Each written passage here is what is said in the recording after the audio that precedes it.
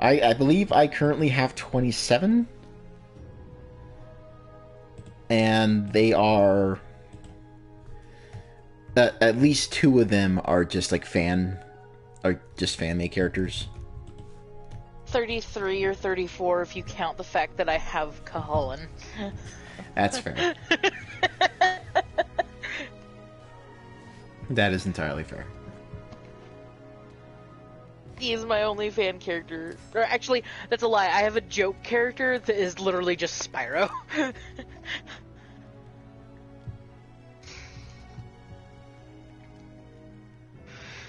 Alright, let's wait for a couple people to come in here real quick. Rox, if you want to, like, pull up the stream on, like, a computer... So I can read the chat? Yes. Yeah. I was just listening to, Critical Role. That's why I wasn't, like, immediately jumping into the party request. It's like, oh, shit. That's a plug. Yeah, that's a plug for, Critical Role. It's really good. Go listen to it. Yeah. It's not the grandiose failure that was our D&D podcast.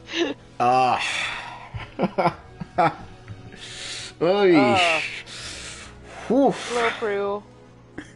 Hello. Can I assume that Suzuki is Joe? That's Joe. Okay. Hi.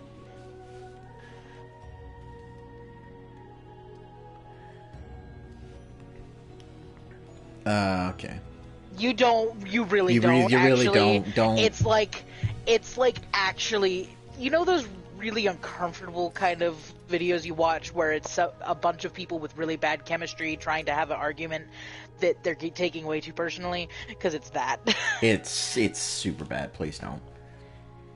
We tried our best. We did, but it just didn't work out. That was not a good campaign. How many people were there? There was Alul, Alex, Ash, me, you, Axel, Ellie, and Roy. Roy is a DM, yeah. Roy is a DM, but he still had his DM.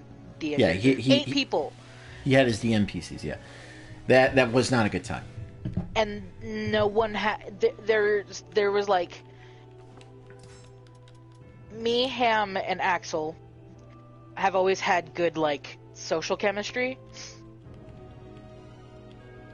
Ash has good social chemistry, like, 80% of the time. 90% of the time. I'd say 60, but let's go. Well, with me, you, and Axel, it's pretty much all. At the time, it was all the time. At the time. But you threw Alex in there, and it was like, and then you threw Brooke, Alex, and Ash all in there, and nobody liked anybody. It was a mess. You probably Ash is a... Oh, go on. Well, Ash is another friend of ours. I actually know Ham and Axel through Ash. As of, what, 9 years ago? Yeah, you probably won't know her. Because her schedule very much clashes with everyone else's. And also, she doesn't spend a lot of time on Twitter. Yeah. Or any time on Twitter. You probably won't know the last 3, 4. Do you know Ellie? Cho knows Ellie. I know Cho knows Ellie. It wasn't... The thing is I enjoyed my character, and I enjoyed playing my character, but 8 people is a lot of people to try and have a cohesive story with, and my character ended up having his entire home world literally bricked. Yeah. So, it was a mess. And then I got Thanos at the very end. It was a fucking mess.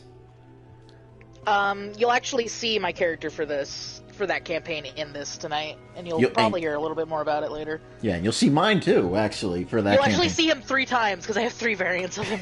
Fucking A. Remember when Roy thought he had a scythe? Well, does he have a scythe now? in one of his variants he does, because the scythe ended up being really cool, but at first it was a freaking nightmare sword. Alright. Hang on a sec. Yeah, don't be sorry. I enjoyed that campaign. Like, I was able to push down a lot of my frustrations with it, so I don't have any lingering ill will towards it, because I enjoyed it enough that I intend on bringing this character into another campaign at some point, with a more written out backstory. Because I just really loved a lot of the characters. It was just too many people and not enough. How would you put it? Too many people, not enough cooperation. Yeah. We think he fell asleep. Yeah, no, he's, I'm sure he's out, and I tried to get in contact with Matt, but Matt isn't responding either. This is prime time for him passing out. Yeah. If he shows back up later, then he'll join in on us here. But we'll continue without him for now. I have 30-something characters to go through, so we have time. Yeah, we got plenty of time. And if not, we can just do another one later, because that is one of the bigger things, the bigger joys about Soul Calibur 6. There's just a lot to make here. Do you want me to unrest? Are we done talking? I can, while we're, like, loading screen and stuff, we can talk. Yeah, okay. Alright, that's good. Yeah, I was just checking something real quick. Okay. Yeah. Priel, you will find that I am a very chill person. Oh, yeah, no. I can take a lot of beatings before I get any kind of angry. Aaron is as chill as can be. There's a very dramatic difference between Aaron and Axel, I'm sure you'll find. Right. Okay, let's get this started, because we got some characters to go through. Yeah. How do I unrest? I forget! Start and player stats. Got it. Get it. Get it. Got it. Good.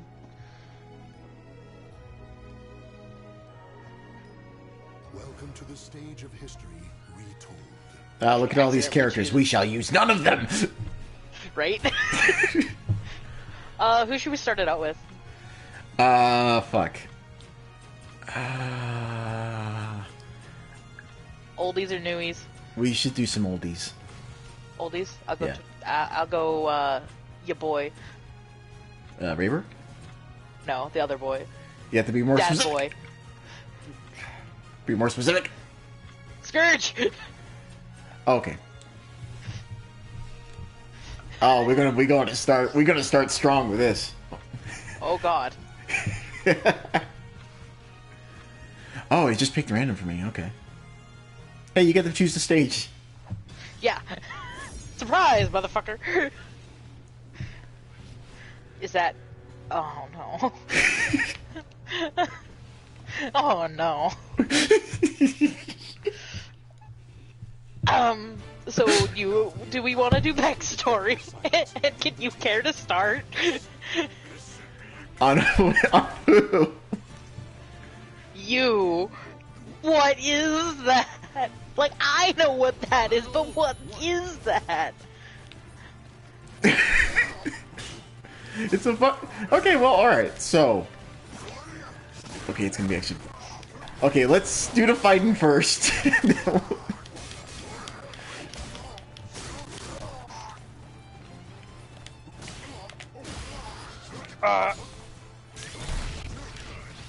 Oh, here we go with this shit. Oh, you got it. Damn it. No. Oh God.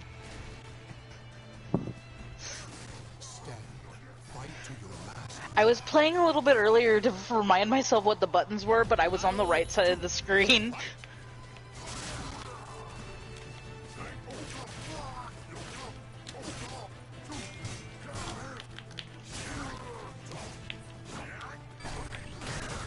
Oh, fuck me.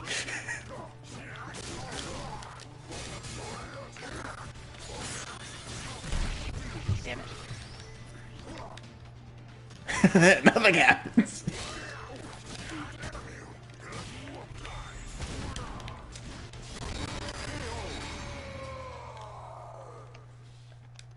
What broke? Oh god. Backstory now. No, they're not kitty ears, they are horns, inspired by Carnitars. Oh, chill.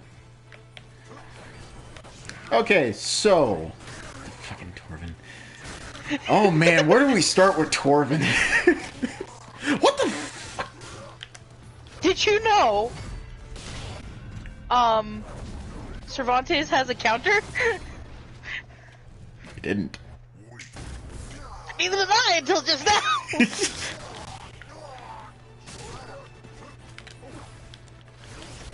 It's also it is just actually a real dinosaur, but yeah, that would be the that would be the.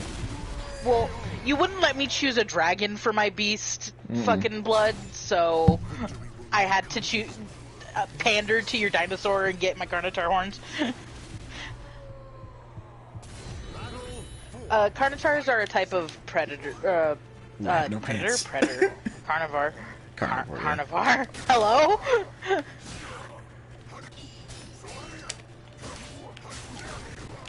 No pants! Oh god. No, they are yeah, no, Carnivores are very underrated. Yeah, he's... Aside from their tiny little... Like the little baby hands.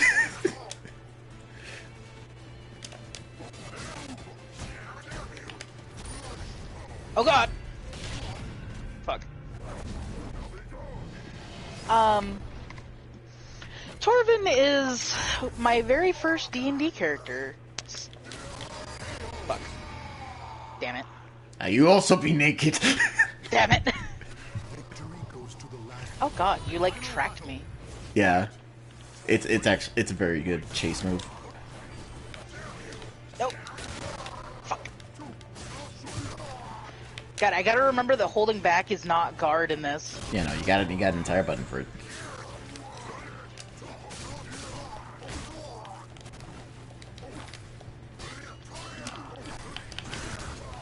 Oh fuck, that ate my fucking critical edge.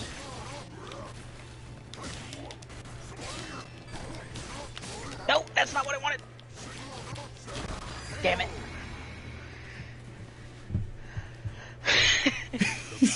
Okay, so it's been a while, so this is oddly fair. Yeah. For the record, I'm really shit at fighting games. Torvin is my very first D&D character, and he went from his...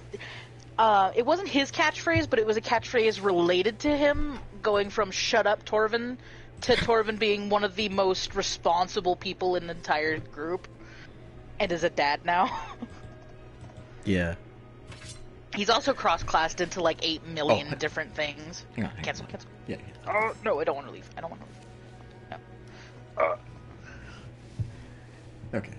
So, yeah, one of Torvin's oldest joke, and to the point that Aaron now fucking hates it, is his.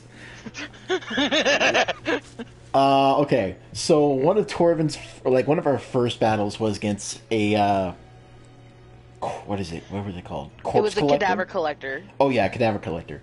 Just a big golem that is just collecting bodies on itself, making itself larger. It was our tutorial boss, and if you've ever played D&D, you'll know that that's a shit move, and you should kill Axel.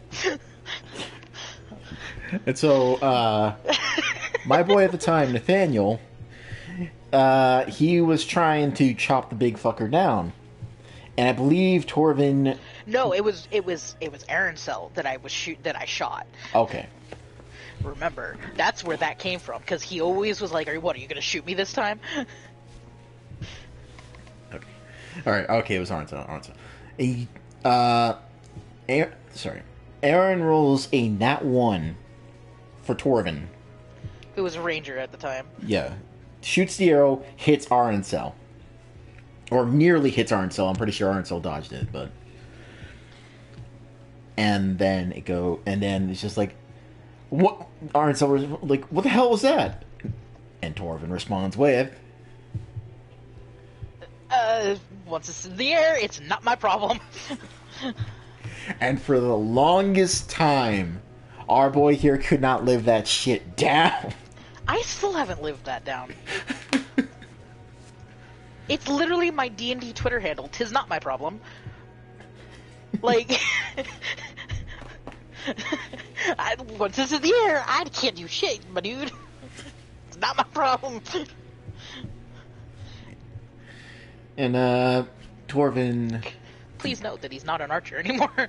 Not anymore. He's a scary... Well, he's kind of an archer. He's mixed. He goes fucking God Eater. Yeah, with the blood arts. That's what the fucking weapon is, the blood art. What is the Blood Ripper? My bow that turns into dual daggers. Which can be fueled with the magic of your blood. Yeah. Fuck, you're so cool. Torvin got really cool at the end of all that. He's also he also, while being the most responsible of the party in both campaigns, was the one who actively tried to sabotage somebody. Yeah!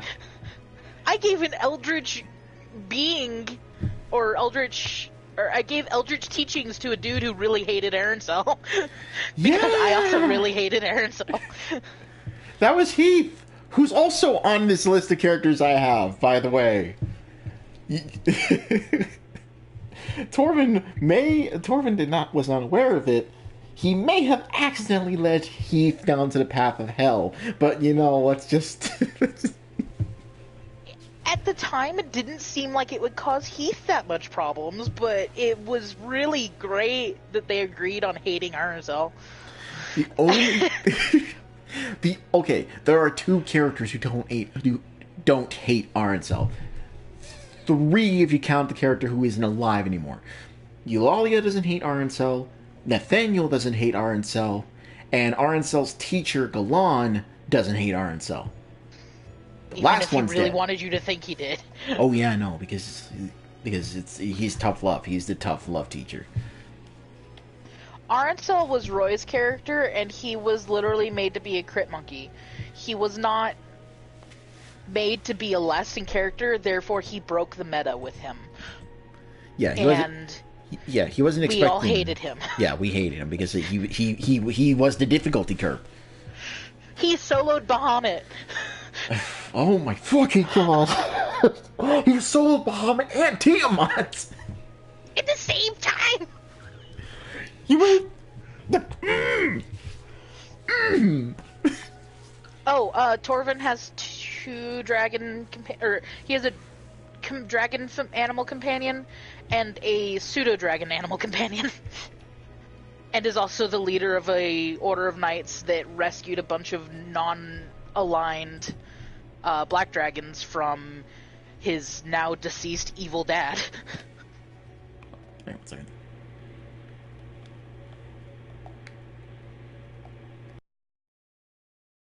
Okay. Well, give me 1 sec. Give me 1 sec. Okay.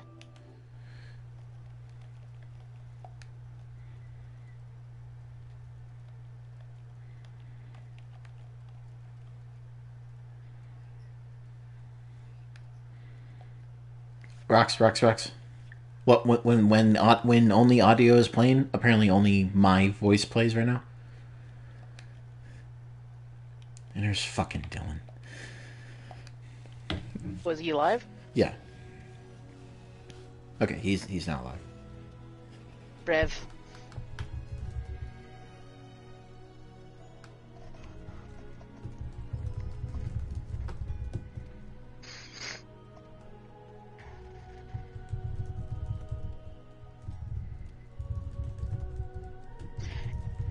Do you know what sucks for fighting games? What's that? When your hand goes numb. There he is. The hero always arrives last. The hero almost didn't arrive at all. What happened? Shut the fuck up. I closed my eyes for 2 seconds. You know how it is. What happened? You cut out a little. Closed my eyes for 2 seconds. Oh yeah, I already said that this was prime pass out hours. Like, it's not a bad thing because I've done the exact same thing like 8 million times. This is just like the hour in which everybody's like, ah, yes, I work retail. Maybe some bitch should work regular human hours. That's not up to me. Sure it is. You just burn Wingstop to the ground. I can't. It's He freaking- likes the people. Oddly enough. Alright, let me invite this Alright, guy. Roger that. Fuck out. fucking face is freaking the fuck out. Okay. Oh well, it always does that. Alright, so you got us at the right moment, because we only did the one match, and then we've just been talking about the characters for a I while. noticed. Yeah. Trust me, I noticed it. The repeated messages did stir me. It took me a little bit to fucking shake off the haze of, holy fuck, I was conscious a second ago. Yeah, Ham asked me like what my usual methods of getting you up for this kind of shit was, and I was like, I usually either call him or spam the fuck out of him, or both. Either work. Okay. Alright. My computer's being funky. Please stand by. No worries. Holding. Or you guys can go ahead and fight if you want. Also, for the record, motherfuckers, none of you would survive my campaigns now. Now, in regards to the character that I presented, Nier Lethotep,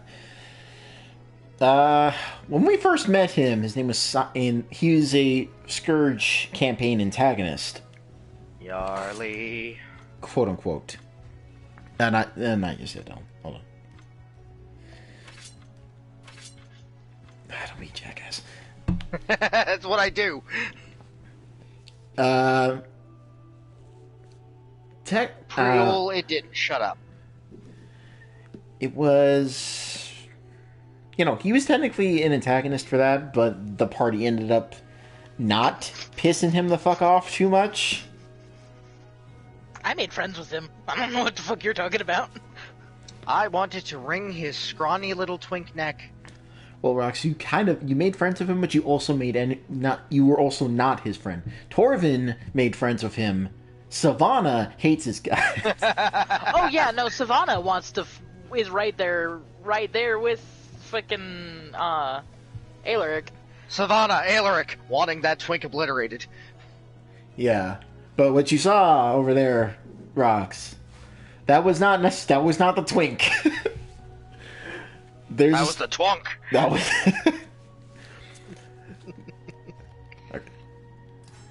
That was a. That's a form of Nyarli that the party never got to see, because that's actually supposed to be like fucking canon, quote unquote. Like the Lovecraftian canon of Nyarlathotep is that he presents himself as like a slate, like, because fucking. Because fucking H.P. Lovecraft, right? Oh, this ominous creature must be just like the purest black. And it's just like, oh, you fucking, that's so on the fucking nose, you jackass. Racist motherfucker. Nobody said Shivering Lovecraft was a madness. good person. Nobody ever accused H.P. Lovecraft of not being an asshole. Yeah. But yeah, no, that was I would like to state once again for the record, I've said this before, all the best parts of Lovecraftian lore were not written by Lovecraft himself.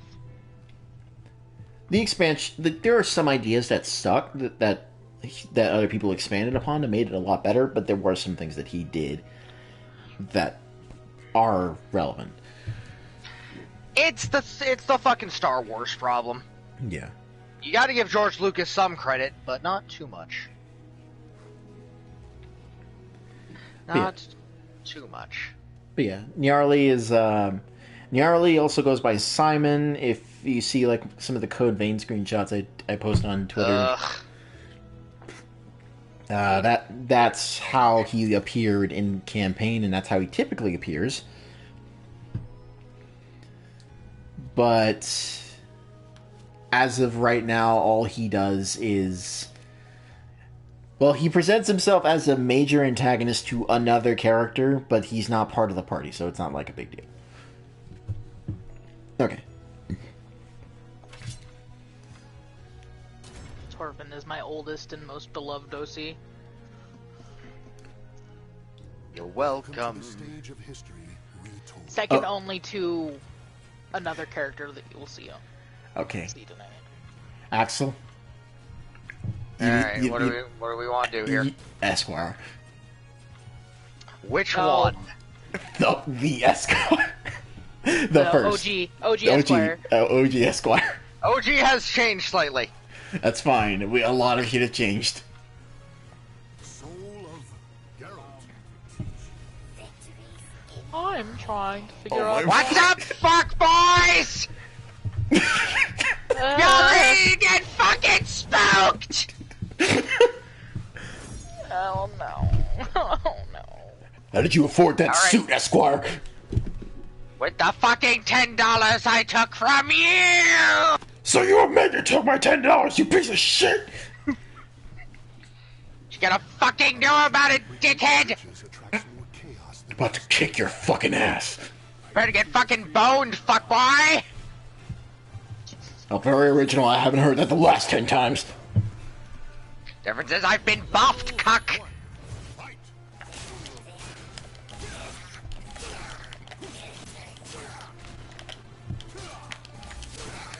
After? I sure don't feel it. Oh, shit.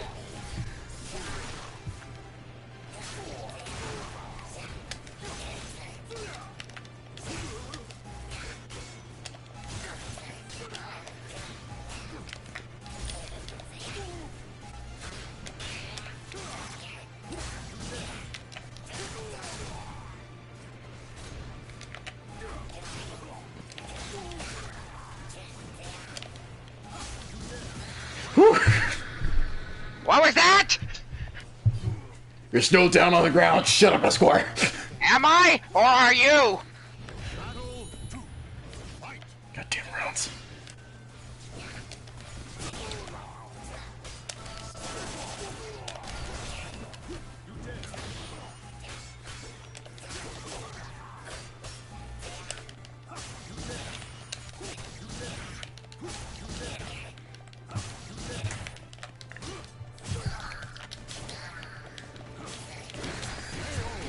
Ow, my fucking shirt!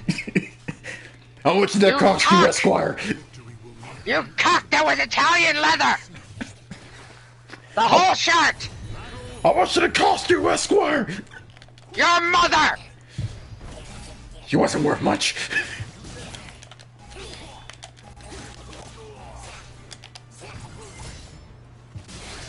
Oh. It kicked me out to feel spectate. Sad. I am sad. Oh my god. Abbas, why are you doing this? Oh, Aswell, you got buffed, but not enough. They changed up the Aswell style entirely, actually. Yeah, I was playing with him earlier, and I was really... It's now like a series of stances. That's weird. Yeah. Like certain moves put him in different forms. Like there's spear form, there's axe form, and then there's almighty form. It's fucking weird. Like I only fucked with it a little bit.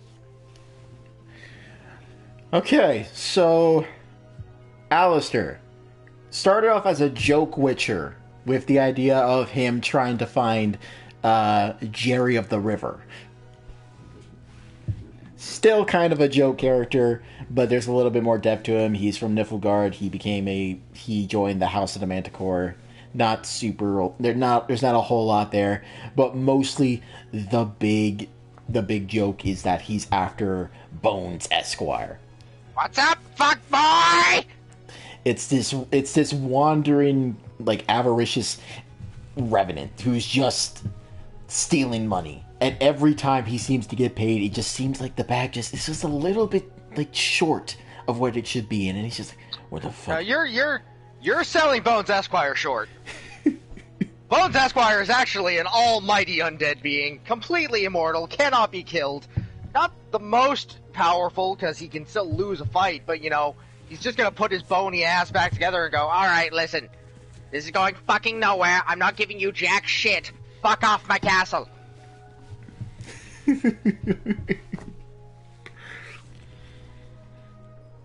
I'll fucking kill you.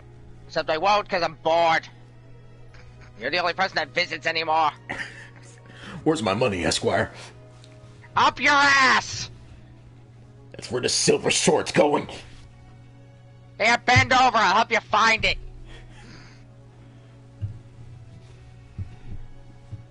Let's try this again. Goddamn cocktrocitus.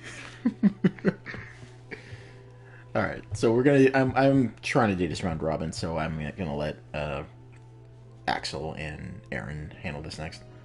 Ah! Eat. I have like 7 different variants of bones you guys don't understand. Yeah, then we get... And then later on, we'll do the fucking self-inserts. I have like 3 variants of that too. Yeah, I made a couple more today. Because the story just started being more fleshed out in my head.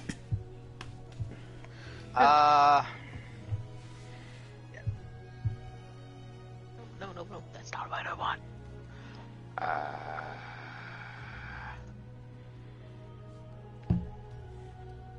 Eater mode, you cuck.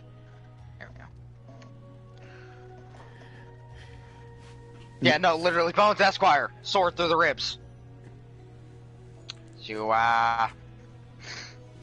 really think that's gonna kill me, huh? And no, Priyo, I do not have Morph in here because there's literally no style that suits Morph. There are a couple of characters that I have that I will not show off just because the existences of them are not, are not spectacular.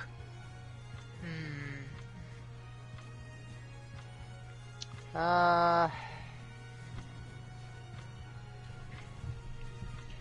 know, I'm gonna go with, one of my boys.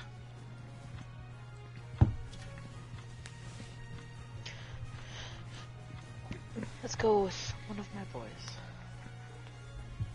Oh God! No! How appropriate!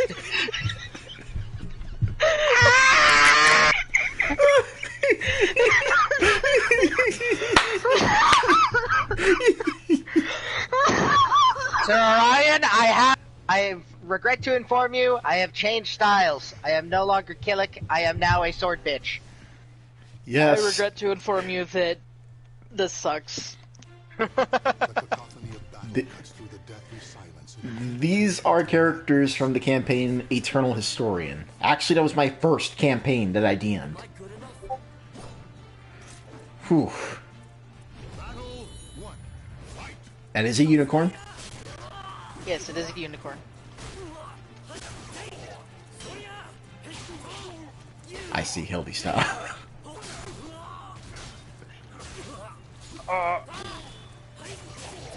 Oh God! Yeah, none of us really have any like experience with Fuck.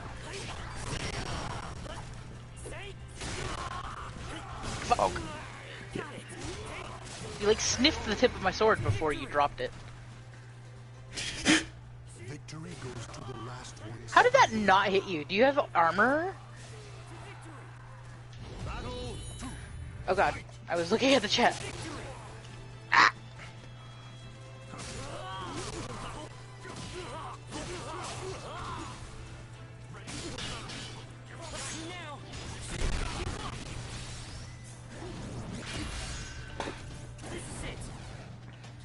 Ooh.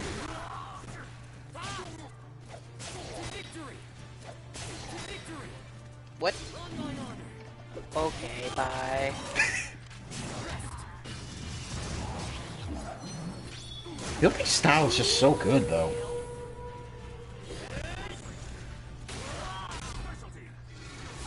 It's pretty stylish.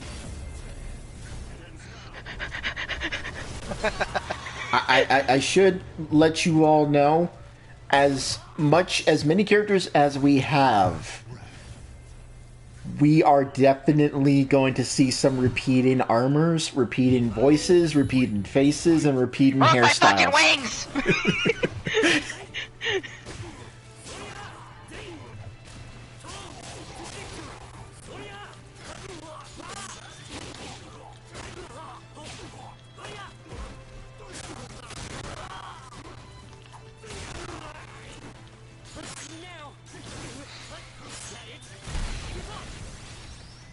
Rip. Ow, God. Ooh, shit! No, this style is fucking cool, man! Airless, calm the fuck down! Fuck. I tried to fucking... No. Mistake! Rip. I'm dead. I think, yeah. Silver Wolf! Well, now I have to change Serval's style to that. Oh god, my... Oh god. Force!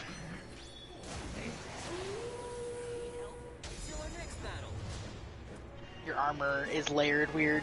It is doing things. Yeah, it's freaking the fuck out. Orion is literally a celestial unicorn. I made my own homebrew race for them, called Mono Antlers as a joke. God. I forgot you called it that.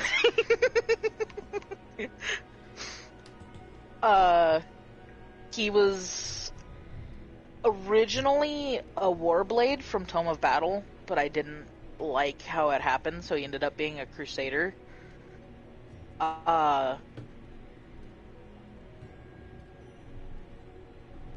He had a very different arc than what I was expecting, because if you remember the first campaign, or first session of that campaign, he, like, anime dodge rolled to catch, Olish. And was like, yeah, I just did that. And then he became a surly fucking asshole. Yeah, but that campaign wasn't kind, That campaign was not nice to him, so... that campaign was not kind to anyone. And that was partially my despair fuckery fault. Mostly my despair fuckery fault, but... we've moved on. I still like Orion well enough. If I got a chance to do him again, I would definitely play him differently. Because my biggest issue with Orion came from not knowing how I wanted to treat his character.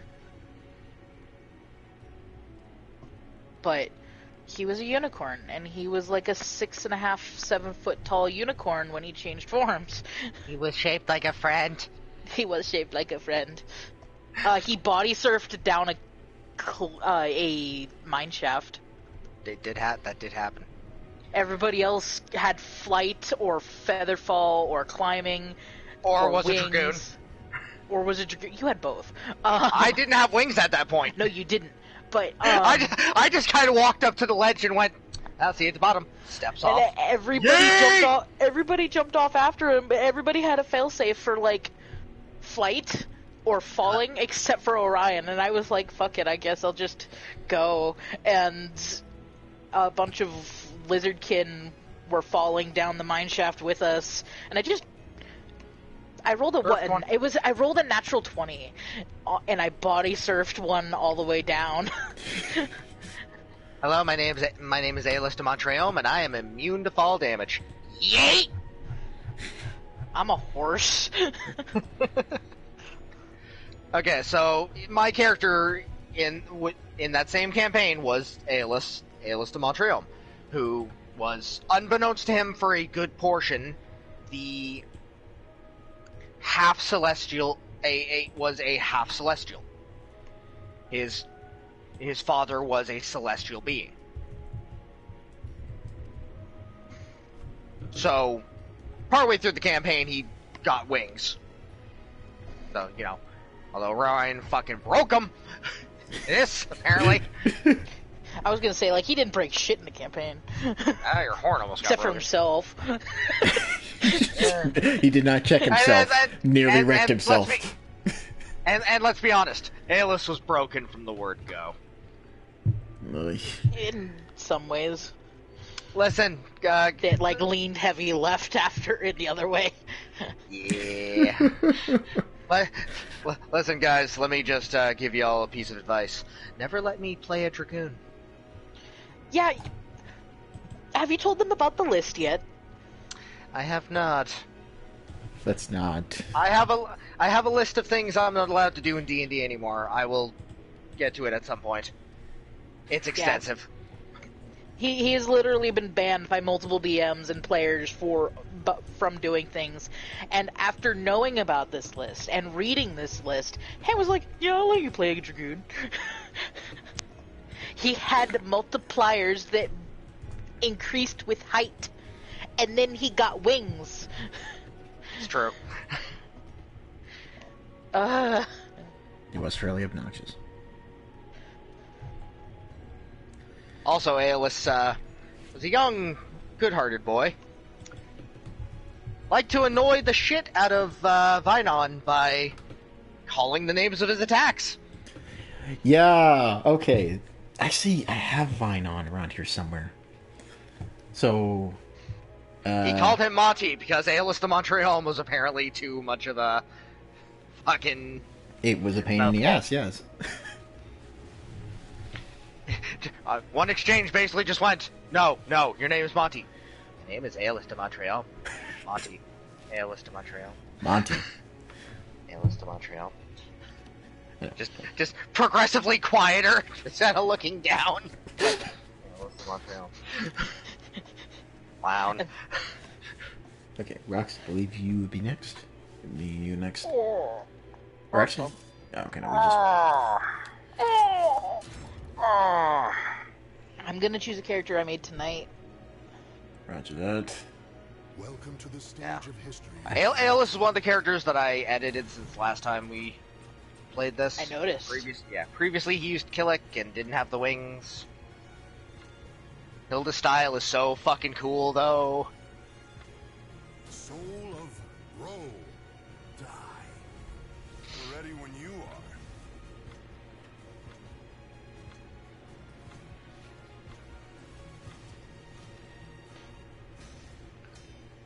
I would like you to know that he looks just like my Wilhelm character. Oh look, it's a douche. Oh, yes, it's Depression, the character. The cacophony of battle cuts through the deathly silence in an invitation. Also, for the record, so long as Rox is picking the stages, he will pick this stage because he hates ring outs. I hate ring outs, yes. You can pick the, like, final destination one, because it has... To ring out there, you have to break the fucking walls.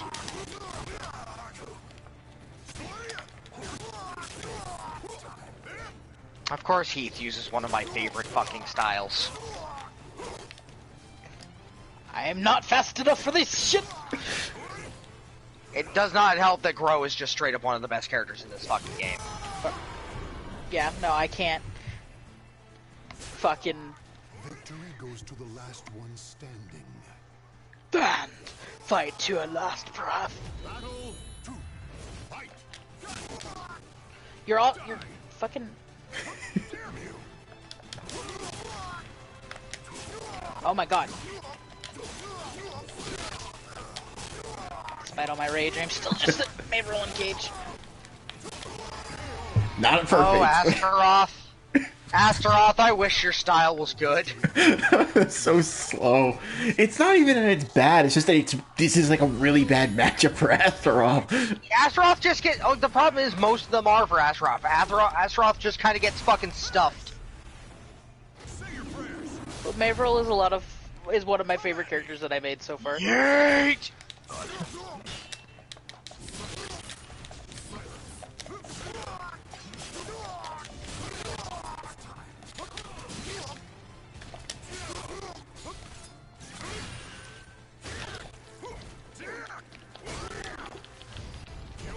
Oh, that's a command grab! Yeah, it is!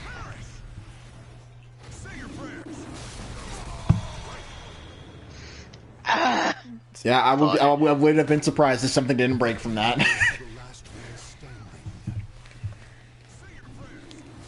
Did I just... Yeah, I did. Close beam! Anti-close me. Easily my most metro attack. Nope, I crouched at the wrong time. No, you didn't attack.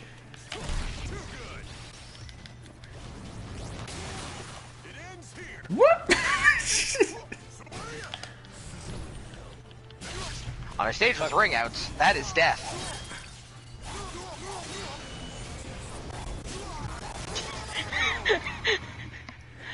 The battle is over. Show respect. I think Heath would have an aneurysm meeting Maveril.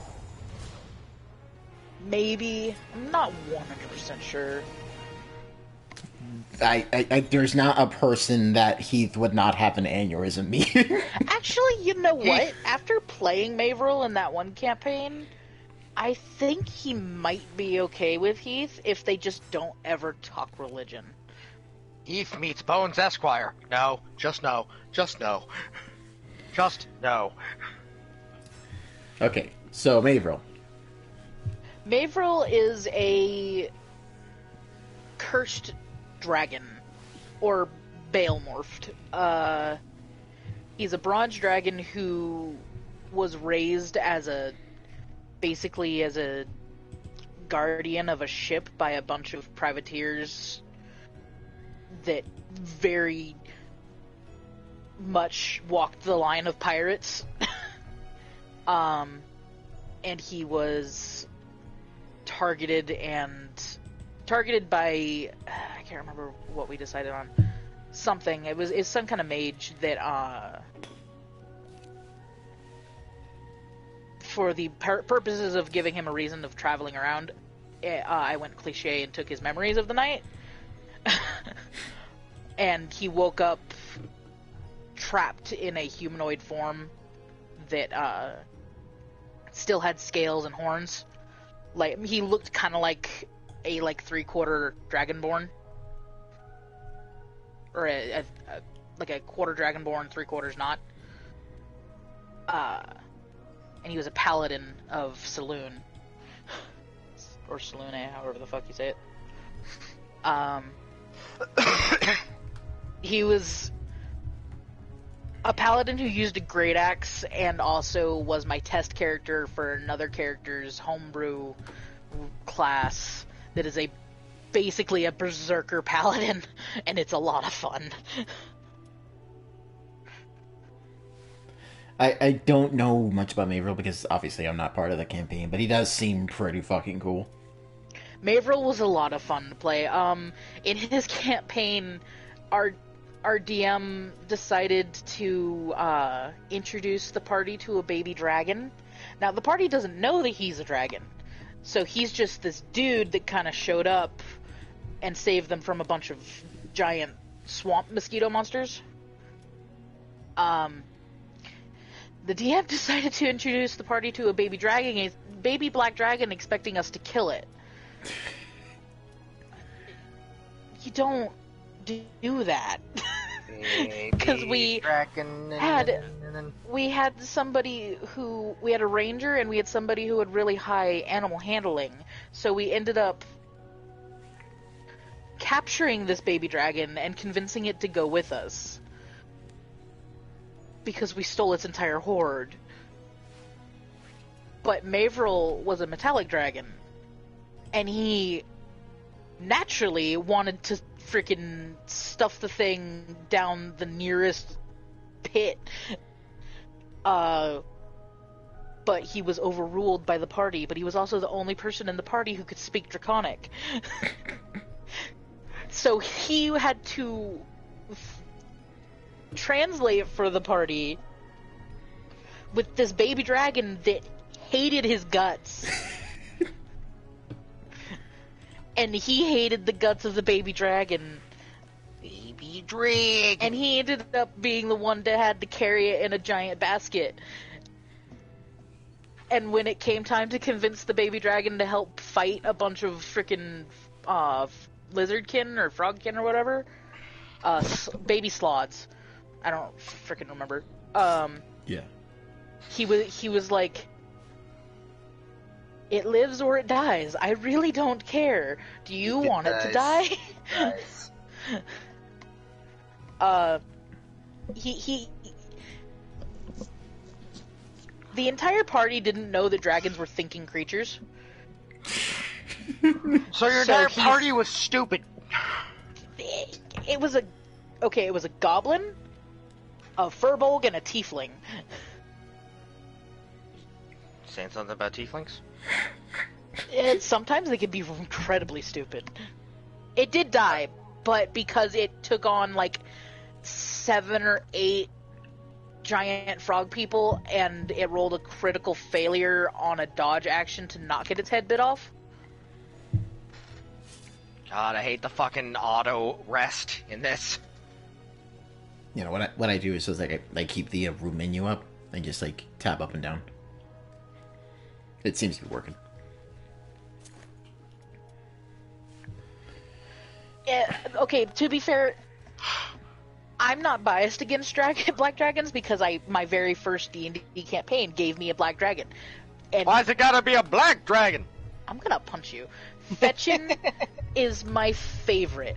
He is the goodest little boy to ever goodest dragon, and I love him. That was sense.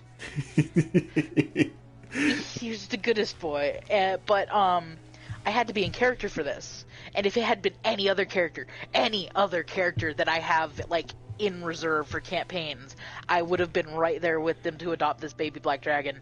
But like, Mavril just was there and just rubbing his face. Well, his mask, because he had a black ebony mask that was like covering his horns, so it looked like the horns were part of his mask. Damn, it didn't work. Why is it working for me? No, it didn't work. I I'm guess saying not. for you. No, well, I guess fuck me. I wasn't pressing enough buttons. I was too mesmerized by Rox's story. I love Mavril. I want to play him. That campaign kind of died because our DM is having like health issues, and she moved out of state. Yeah, that's fair. So I would love to use Mavril in another campaign, especially because with that campaign, I was asked to provide a specific set of qualifications, which was water vehicle expertise or proficiency. And that changed Mavril's story a little bit to where he was no longer like a nomadic dragon to actually being like raised and having people and social experience and a wife. Oh, I need to make his wife. His wife was great. His wife. His wife was a fucking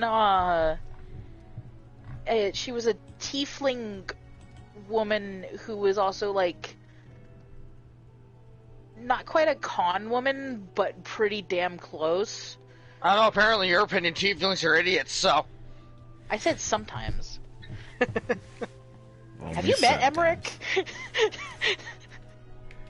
Yeah, but did it again. Yeah, no, I'm not pressing any buttons right now. You guys Fine, should I'm go. I'm just spamming chat. No, but okay. So, Spamming chat with my truest of feelings. Heath. Heath was a DMPC from Scourge. At first, he was okay. I liked him at first, then he became a bitch. Then he becomes an asshole. In part 1, he was fine because everything was still fine. He is the steward to the Queen of Trocuria, Eulalia, and serves her quite loyally. And at first he's fine because it's like, oh no, we're all here to help Eulalia. And then as the campaign goes on, it becomes clear and clear. It becomes more and more clear, like, okay, we need to help Eulalia, but we also need to, like, we also have other situations to worry about. But Heath is just like, no, we just need to help Eulalia. But Heath, no. And Heath's own personal backstory's got some heavy Eldritch influence in there. They put tentacles in him. A little bit. In or around the mouth. And then as it goes on, by the end of the campaign, Heath is more or less just does not like the party. And in one particular case, with Arncel, he puts a parasite in a party member and actively disables him from using his best techniques.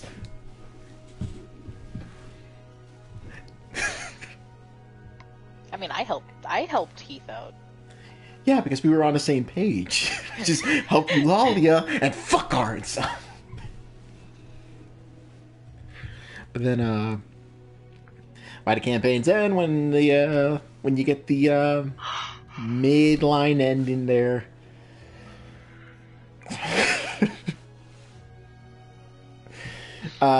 Heath does not end on a good note. His story is not yet done in Scourge, but we haven't gotten there yet. That's reserved for the last part of it.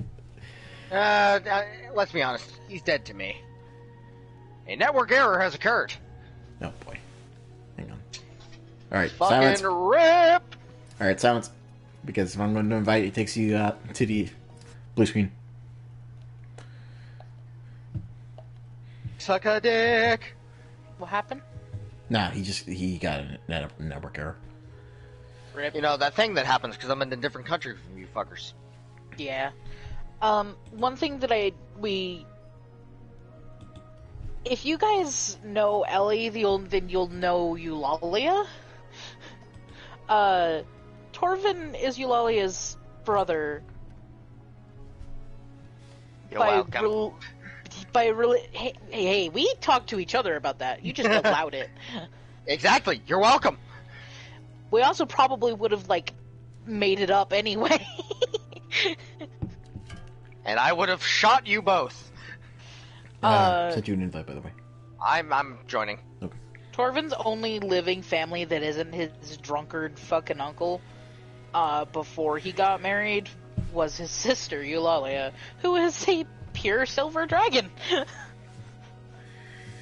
Whew. Okay. Alright.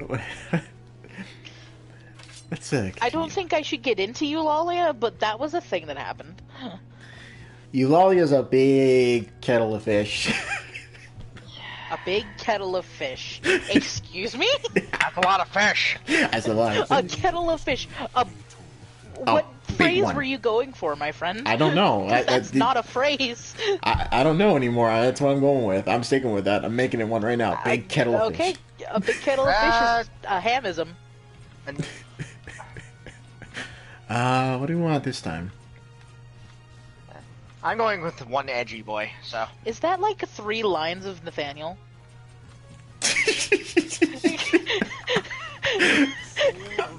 No, he's just, he's got a lot of drow.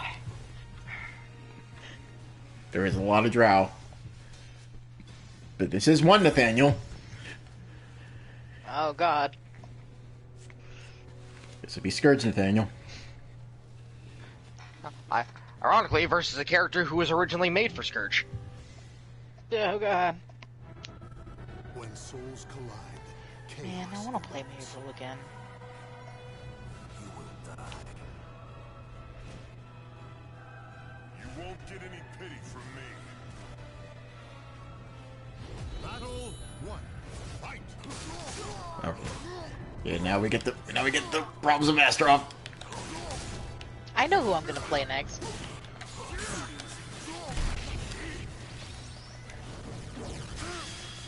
Nathaniel is from Torvin's, the OG campaign. We call it Origin. Did not have a name originally. No, then we had spin-offs, and then we had to give it a name.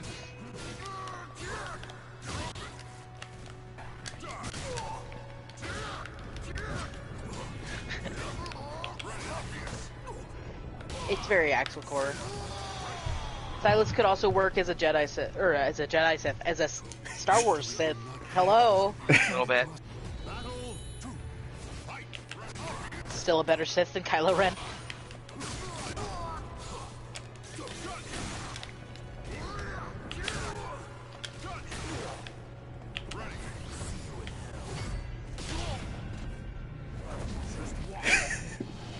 The sickest shit! Listen, Maddie. A Jedi Sith. Listen, a lightsaber scythe. A light scythe. Fight to your left. Battle 3. Fight. I like how both of you hit and dodged in the wrong spots at the same time.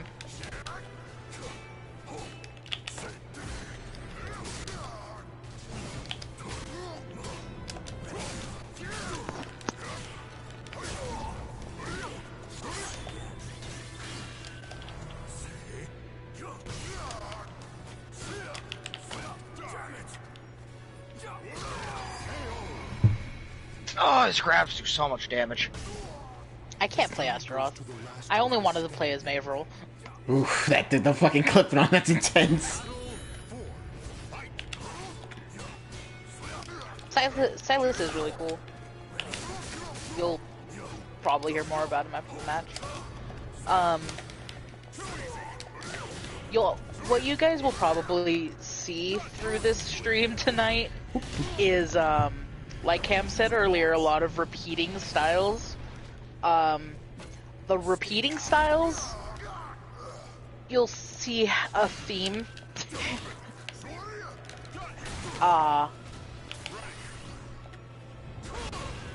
And you'll notice that a lot of characters, as much as we love certain characters, won't get played as much as others. Because some of us are particularly bad at certain styles. Oh, his hair came out. Oh man, look at that twink. Oh my god, the twink!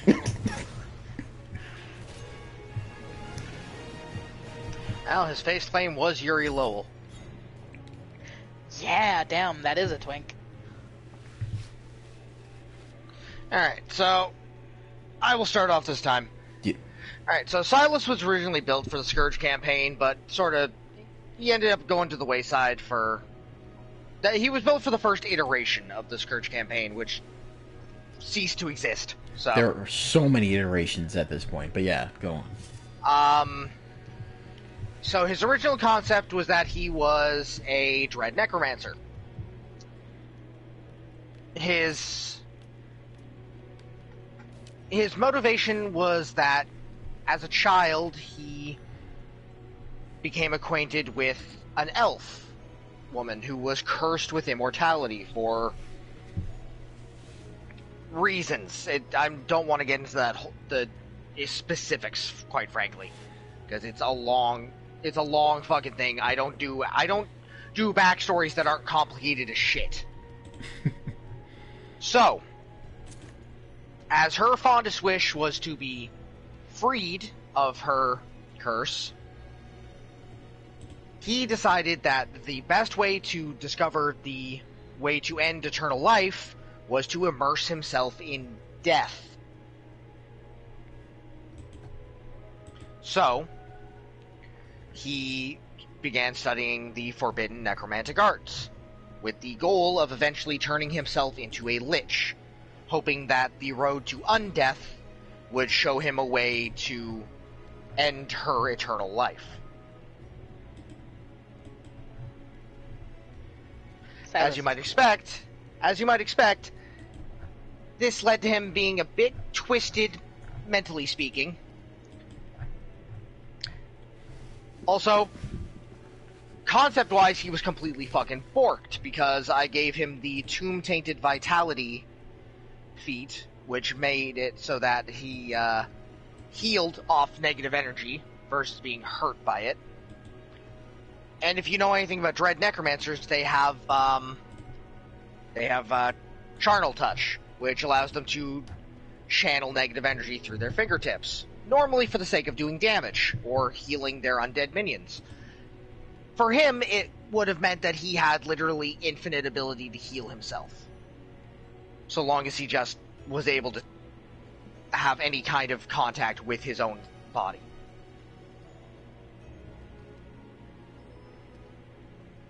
And then I was gonna spec him out so that he would just summon undead minions that when they died would explode into negative energy, which would heal him and hurt everybody else. Including his party. Fuck the party. Fuck you. Don't be near my exploding skeletons. I was really out here just about to ask who I played in Scourge, because my brain, took a total dump. I just blue screened. Not my computer, not my PlayStation, me. I am not. Yes, Maddie, in the simplest terms, he could. I like how angry you sounded about that when your catchphrase for a very long time, up to recent era, is because you touch yourself at night. He's right. Because you do, Rox. Oh, Nathaniel. Oh, Nathaniel. Are you ready for this? Skip. Yeah, I'm gonna skip this for now. No.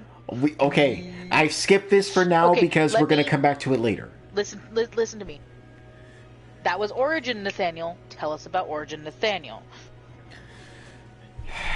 That's a much shorter story. Is it? It is. Because if you cut out the rest of everything after Origin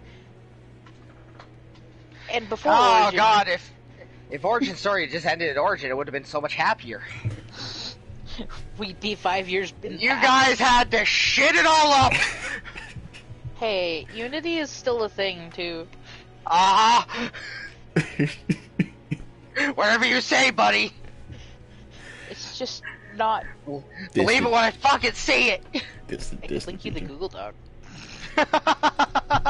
Okay, so Nathaniel Bellin, son of the Drow House of Bellin, the house that is incredibly unfortunate, and even amongst Drow names, and horrendously fucked. Crazy sisters, rebellious mother, asshole dad. The only but he had a good best friend named Garland, and he had his younger sister Savannah was just awesome. Yeah. On a distance, he's right. I am awesome. Yeah. There's his eldest sister Allegis performed a coup, killed their mother, was taking over the house, was about to make Nathaniel patron of said house, and Nathaniel awkward. And Nathaniel booked it the fuck out. Haha, don't want to do that. Ventured to the surface, was a mercenary for a while, ended up meeting... Well, I'm sorry. He ventured to the surface, killed Torvin's family. Yeah, this was before the overthrow of his mother. He was on a typical Drow expedition to the surface, killed a perfectly happy elven, 3-house settlement, but spared the only child. After scarring him for life, physically and mentally. And then became his best friend years later. Yeah. Yeah. Killed an elven family. Are y'all still the fuck on that? Grow up. And then he ventured to the surface, hid with an actual elf, but well, a normal elf rather, a wood elf by the name of Elisha Silveroak. Wow. They banged. He was not aware of it, but she was with child, and he was told to leave. He promptly fucked off. He was promptly told to fuck off, and then Fucked on, then fucked off.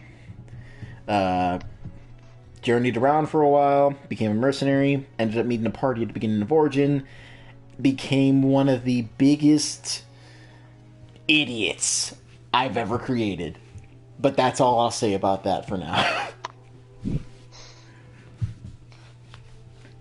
And that's all I'm going to be able to say, because I know Rox in particular, or Aaron in particular, has a vocal defense of him. No, Nathaniel is a fucking idiot. I love him. I never said he wasn't an idiot. In fact, I've advocated for his stupidity in the past, but I love him. He is the reason Torvin had to become the responsible dad.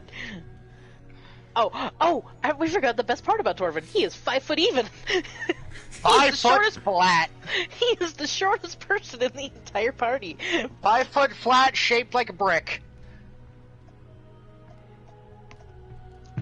Maddie needs details on Nathaniel. On what? Being the biggest idiots. Oh my god. Well, okay, we will get to that with more iterations of Nathaniel. We'll tell it in pieces. Yeah, no, there's a lot. Sam has like 20 Nathaniels. There's just so many Nathaniels, including... I think it's you and me next, Rox. Let's give one of the tamer examples of idiocy. Going to the Underdark alone. Oh boy, yeah, that was one of them.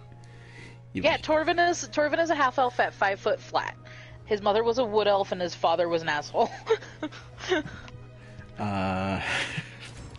Yeah, we'll go over it, but let me tell you this. Nathaniel's a character I'm so discontent with. I'm actually actively doing a project to remake him in such a way that I will like him.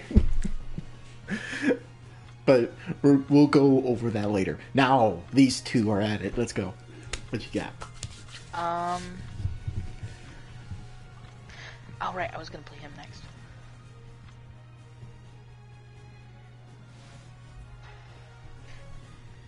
Is my boy.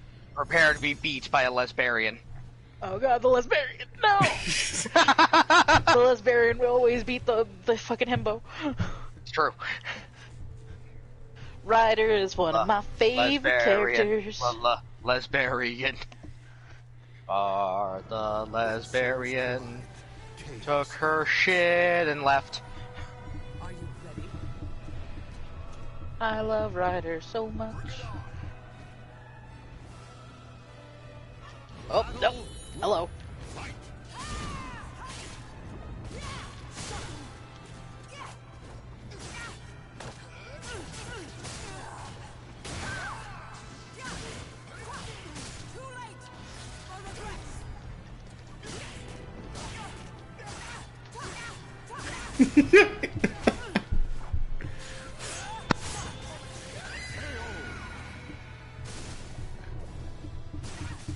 Victory will not come easily. Lesbian. Lesbian. Battle 2. Fight.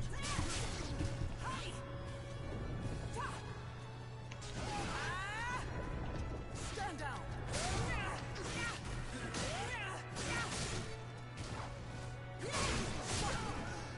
Oh god.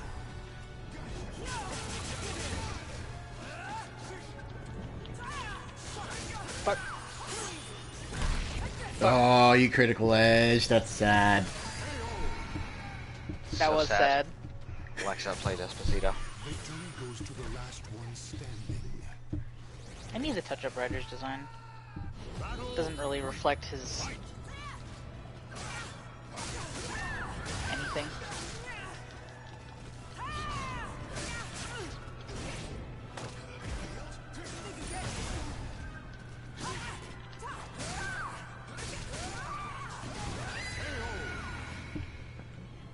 Rock's have a looking like he scarf. knows what he's doing right now. Jesus. Now goes to the last one. I like Solomon Scythe dude.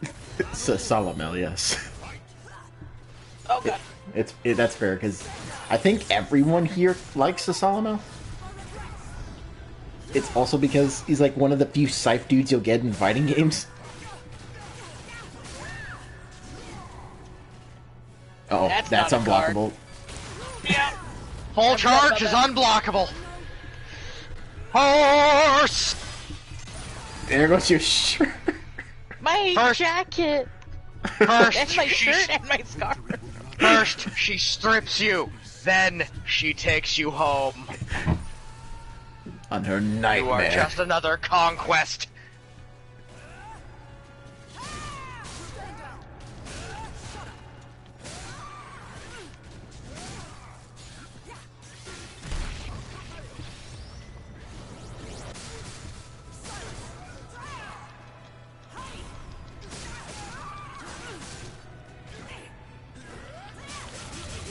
Oh, the damage! Oh! Oh, the counter. Yeah, Zoffelmel's critical edge is still one of the best in the game. Yeah. The battle is over. Show respect for the It's just so good. It's literally just so good.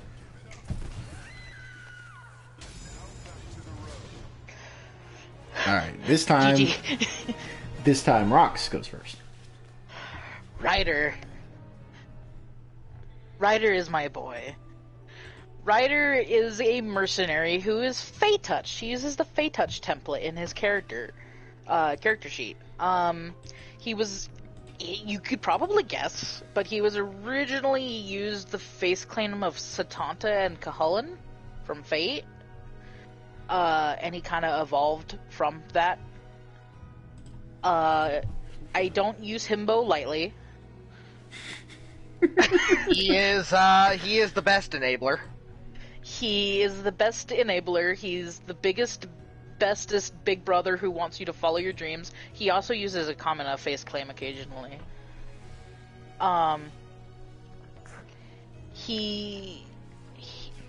He's a mercenary who decided to just ignore most social norms and is both a himbo but also a really deadly duelist. He also he's lawful neutral, actually. He has a natural charm effect, which he uses to get better contracts than other mercenaries.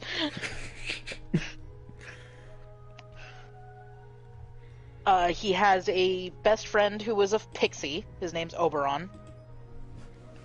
And he's also currently on the run from a large threat that he currently has something very precious of that he didn't realize he took. He is also the favorite person of one blonde punch boy. And he loves Steg because Steg is his now adopted younger brother. Yeah! Uh, I'm a Stegosaurus. Ryder uses a modified Ruby homebrew class where he has a gun glaive. It's also a gun. It's a glaive, but it's also a gun. And he has a semblance-like ability where he controls thermal. And I love him. He's actually made appearances in my own story as a mage. He also has a My Hero Academia variant.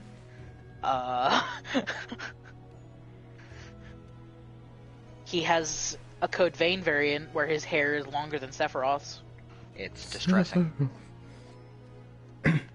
Yeah, Maddie, Ruby homebrew classes are pretty cool. I use the one that's based off of, Ruby Rose. Because the Scythe is the closest to the glaive that I could get in terms of style. But I love Ryder. I love Ryder so much. Okay. Shabar. So, Shabar was originally an NPC for the party in Origin. She served sort of as my DMPC to help guide the party a little bit, but not too much, because it was everybody's first campaign. It was me testing the waters to see if I could get them into D&D. Obviously, it worked. You don't know what rabbit hole you've gone down. No, I opened up a can of fucking worms, apparently. But, yeah, she was a fighter stroke barbarian originally employed by a noble that the party was intending on robbing the shit out of. The party were not great people at first. Some would argue they didn't end great people. I go back to my point of Torvin being the only responsible one. And yet...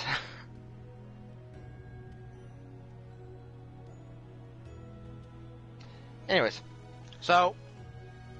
Shabar's introduction to the party was that the party was too fucking loud, and she whipped her fucking sword at Arancel's head. Her greatsword. Her greatsword. And threw it. So, I feel like, for context, I should point out that Shabar is half giant. And, it shows. She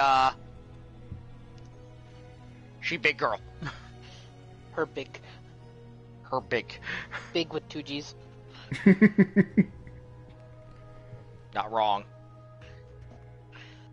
And yes, Joe Ryder is a good. There were a couple of different ways that the NPC situation could have gone. I had 2 prepared, depending on what the party did and who they ended up trusting and siding with. They ended up going with Shabar, who wore like a suit of full fucking plate and wielded a gigantic fucking greatsword. And whose most common use of said greatsword was fucking yeeting it at motherfuckers. Didn't she get a return enchantment on it? Eventually. Eventually. Not for a while, but then eventually... Not at first. But then she, Darley that shit. She threw her sword, then she started fisticuffs and... Exactly. She threw the sword, and then she started fucking suplexing motherfuckers. Nathaniel can attest to that. Yeah. Nathaniel learned through physical abuse, basically, how to get damage reduction. Shabar beat it into him.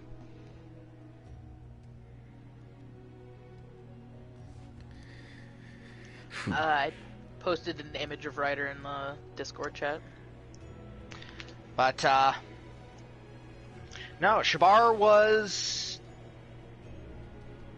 very well liked in the party. Ended up,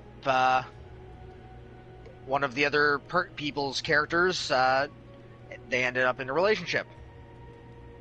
Then I killed Shabar and made them use a gift given to them by the God of Gods to get her back, because I'm an asshole.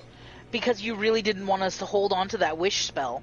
I didn't want you to hold on to that fucking time rewind until the very end. No, I needed to burn it out of you somehow. and I, to my credit, did. Did you see the post on Twitter where it's like playing an RPG and there's a resource that's very rare, so you should use it carefully? Hoard it like a dragon. I retweeted that. Yeah, I did too. That you should know all of us better by now. To never I do did. That again. No, I did know. I did know, which is why I forced you to use them. I put you in situations where you had to. You had no option. Okay. I love Shabar. Shabar, the term lesbian has since been transferred to my mother, and it's an amazing thing. Because listen, she's great. I jokingly call her a lesbian, but she's equal opportunity. Shabar loves all peoples. Lesbian's all just sizes. a good lesbian. Lesbian.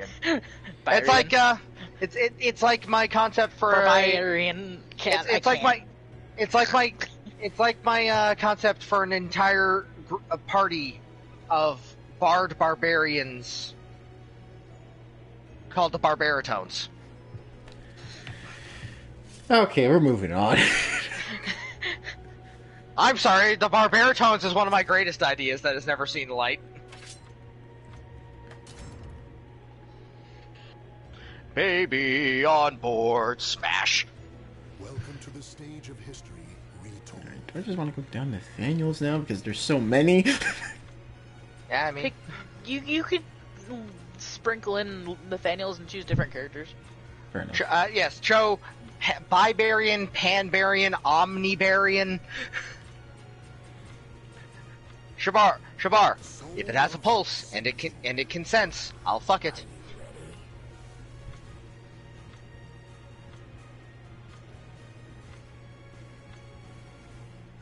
That's a lizard. That is a lizard. You finally made him. I made him a while ago. It's just that I didn't give him a shield. You made him after I gave you like the most awful traumatization by using Sophia as a base. Yeah. You mean like I did with Zek? There's no other option for a sword and shield user. Well, there's one, but it's worse. It's even worse. Battle 1. Fight. No. No.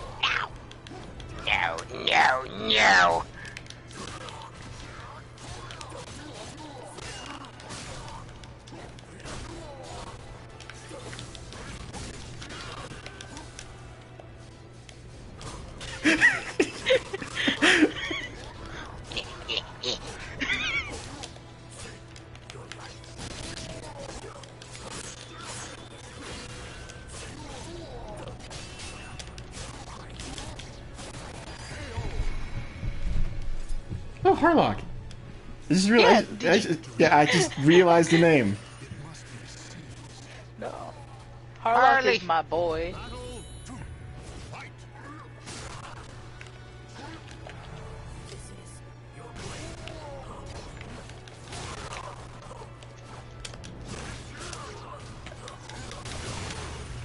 Rip.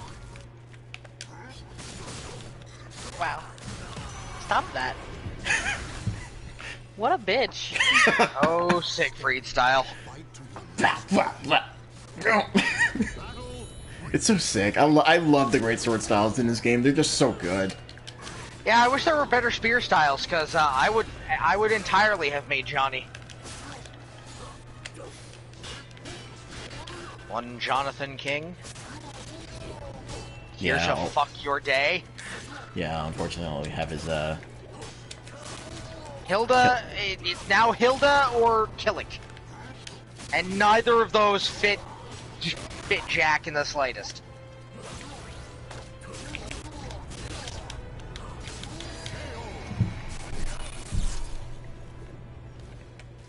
Battle 4. See, I like the stage because you can get ring outs, but you have to work for them. Oh, you broke it.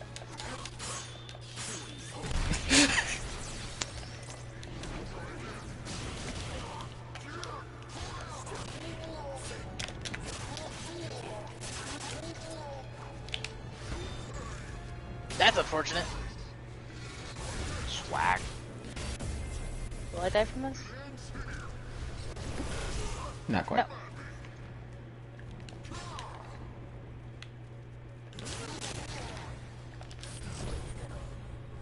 Oh! No, that's not what I wanted!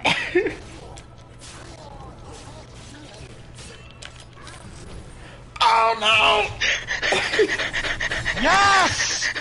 Yes! Yes! Yes! Fuck Ro. Fuck Ro's style in particular. It's like he's one of the best characters in the game. I don't know how to play him. You did just fine.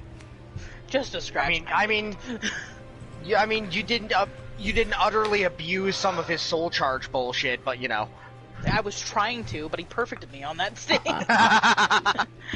I love how there's like a cumulative amount of like 3 different characters, each one of them wearing glasses and each one of them using gross stuff. Motherfuckers, I swear to God. I have two different versions of Harlock. The other one is Cervantes. Like Eichmann. You guys okay. take it. You guys take your time to describe them. I'm gonna run to the bathroom. Roger. Okay. Alright, you go first, Harlock. Garrett Harlock, and don't ever call him Garrett. He's an inventor who has probably too many ambitions for his own good. He's part of a Bloodborne campaign, so he's a skill and blood tinge build, I guess. And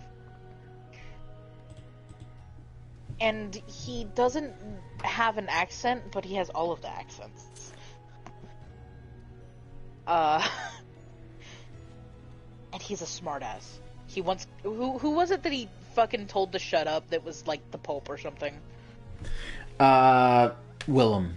Provost Willem. He told an NPC in his campaign who was basically the highest ranking NPC we had met thus far, that was like not like a special kind of character, to shut up and go home. In Australia, I think I used an Australian accent for that one. Okay, shut up and go. Okay, shut up and go home. That was Mikalosh, actually. Well, no, he told the big priest dude, like, that he was an idiot, like, or something. I don't remember. He told him off, and it made everybody uncomfortable because he was telling off somebody who could theoretically have all of them executed. Okay, and then that was Provost Willem.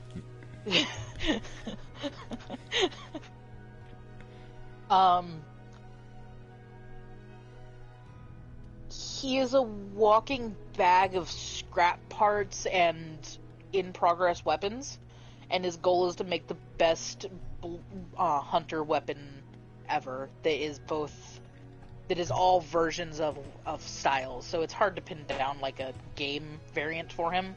His sword he's got a gun, a sword, and a shield, and they're all like the same device, and he can change their forms. But he's kind of in the not even like prototype stage, but the figuring out if this can even work stage. And he befriended basically the Three Stooges, and convinced them to be target practice. Fucking Bob. You fucking Bob. What the fuck are you doing? Shaking in your fucking boots? Get over here and be my target practice. Harlock, he of the accent. He of the heritage. Ah, yes, Willy Wonka. Vitty Wonka. Terrible habit, sir. Terrible habit, sir. Well, clearly, Maddie, because you were gone, I lost my will to fight, and that's why I lost. I was playing Grow. I had 2 soul charges, and I just used both of them. I whiffed one and landed the other. That's how it works. Alright, so I think it's me and Rox next. Yeah. Okay. Oh, wait, fucking Azil, right. Right, you have to describe one lizard boy. Okay, so Helheim campaign. It's one we don't like talking about too much, but I like parts of it. Points up. Points down. Hugs, just lifts fucking Ravos and... We'll do those next. We'll play them next. I don't have Ravos in here. There is no style in this game that fits Ravos. Just choose a magic user. Like Aswell or Geralt. That is not how Ravos fights! But it's magic and I want to play with Ravos. Phrasing? Fucking no phrasing. I just want to play against Ravos. That's not what you said. I want to play with Ravos. Play with his hat. Stop that. Make him summon 6 more. Leave it alone. Anyway, go with Azil. Sorry. Yeah. So Azil is one lizard boy born in fucking what's it, Jotunheim. which in this campaign acts as a giant town. Like, you know, it's still the land of giants, but it is also a land of like, constant arena battles. He was a gladiator there, and fought for his freedom against who would be the future Emperor of Jotunheim. Azil, once he left the arena, he was known as a monster there because, you know, just big, scaly, scary. And he did what he had to do to escape. So he killed, he mangled, he did whatever he needed to. And this was inspired in him by a certain man with an eye patch named Lobo. But that's neither here nor there. After the fact, Azil would leave and try to set out to make a different course for himself. He would either seek to protect the people or to avenge the people, depending on how his story was meant to go. So either he would become a paladin or he would become a dark knight. He started off as a paladin. That campaign went so poorly he became a dark knight about not even halfway through. But he's a good boy. He is definitely one of my goodest boys. He tries his best with what he has. Azil is a good boy. Alright, you guys go ahead. Alright. Azil is a very good boy. I'm gonna play Raleigh next. Listen, I'm sorry that Raleigh's boyfriend is not playable in this. Sad. Welcome to the stage of history retold. The Hat Boy just does not translate well.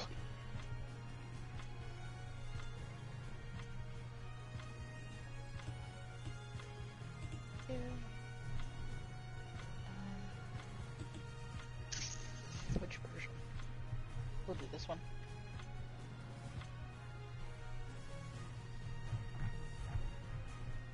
This'll be allow me to teach you.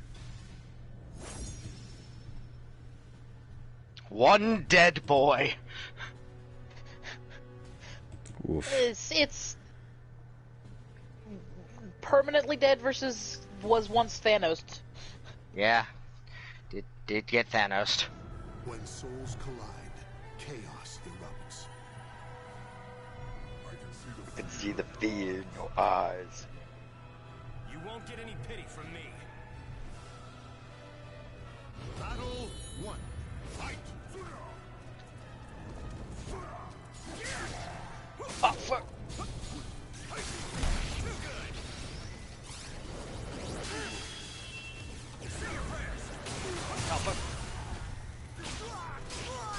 Broke my fucking sweet ass cape! That's all I have!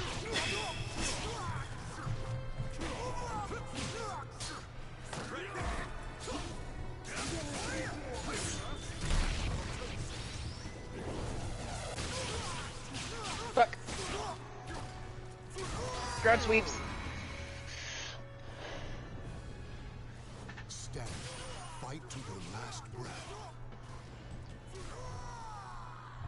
Battle 2. Fight! That was rude. Smite.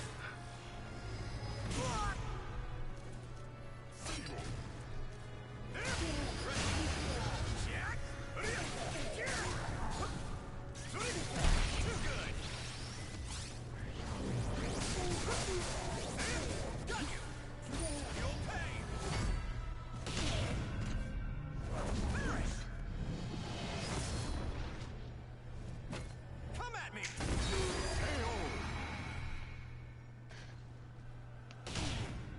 Broke all of Zek's fucking armor. Now he's just the lizard! Come at me! Battle 3. Fight!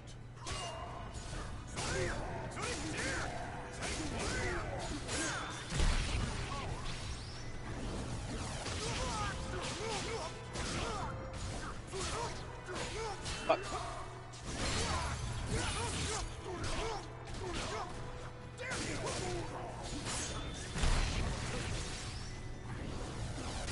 Rip.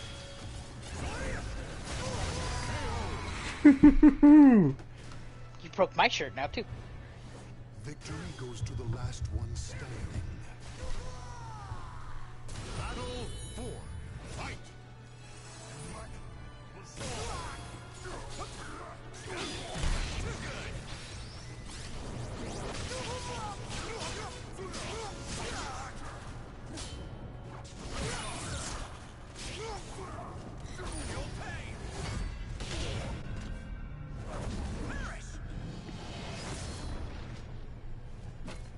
Come at me! You're up You'll never defeat me!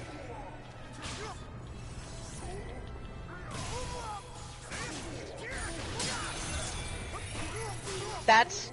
You're... I hate you. I hate you literally so much. You had one. You were one hit from dead. For the fallen who fought so bravely. No! I wasn't! I put you on my You shield. were the one who was one health from death.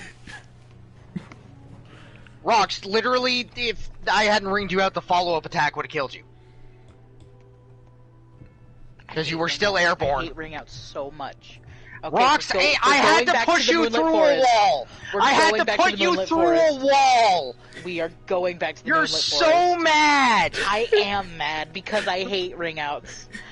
I earned that one. I hate ring outs.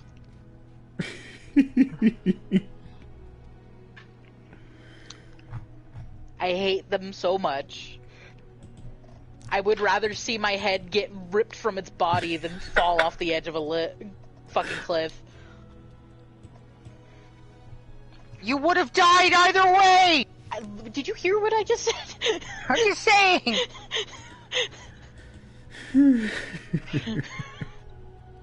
Okay, so Zek, short for Zakandris, full name Zakandris Zatos.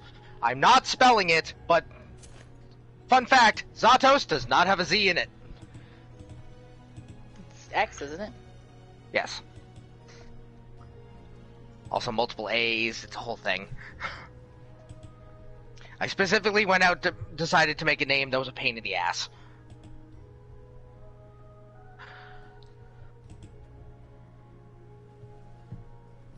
Okay, so anyways. Zek is a high paladin of Torm, god of self-sacrifice, of justice. Symbol is a single white gauntlet. Zek himself is a black dragonborn.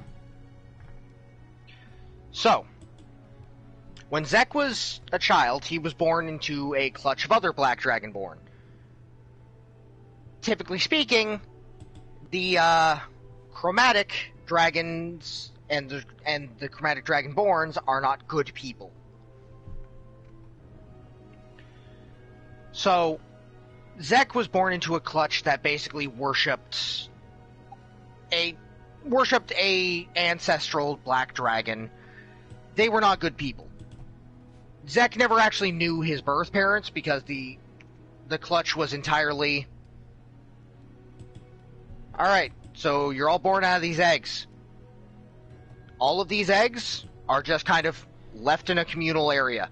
When they hatch, they are raised by the community. The evil, evil community.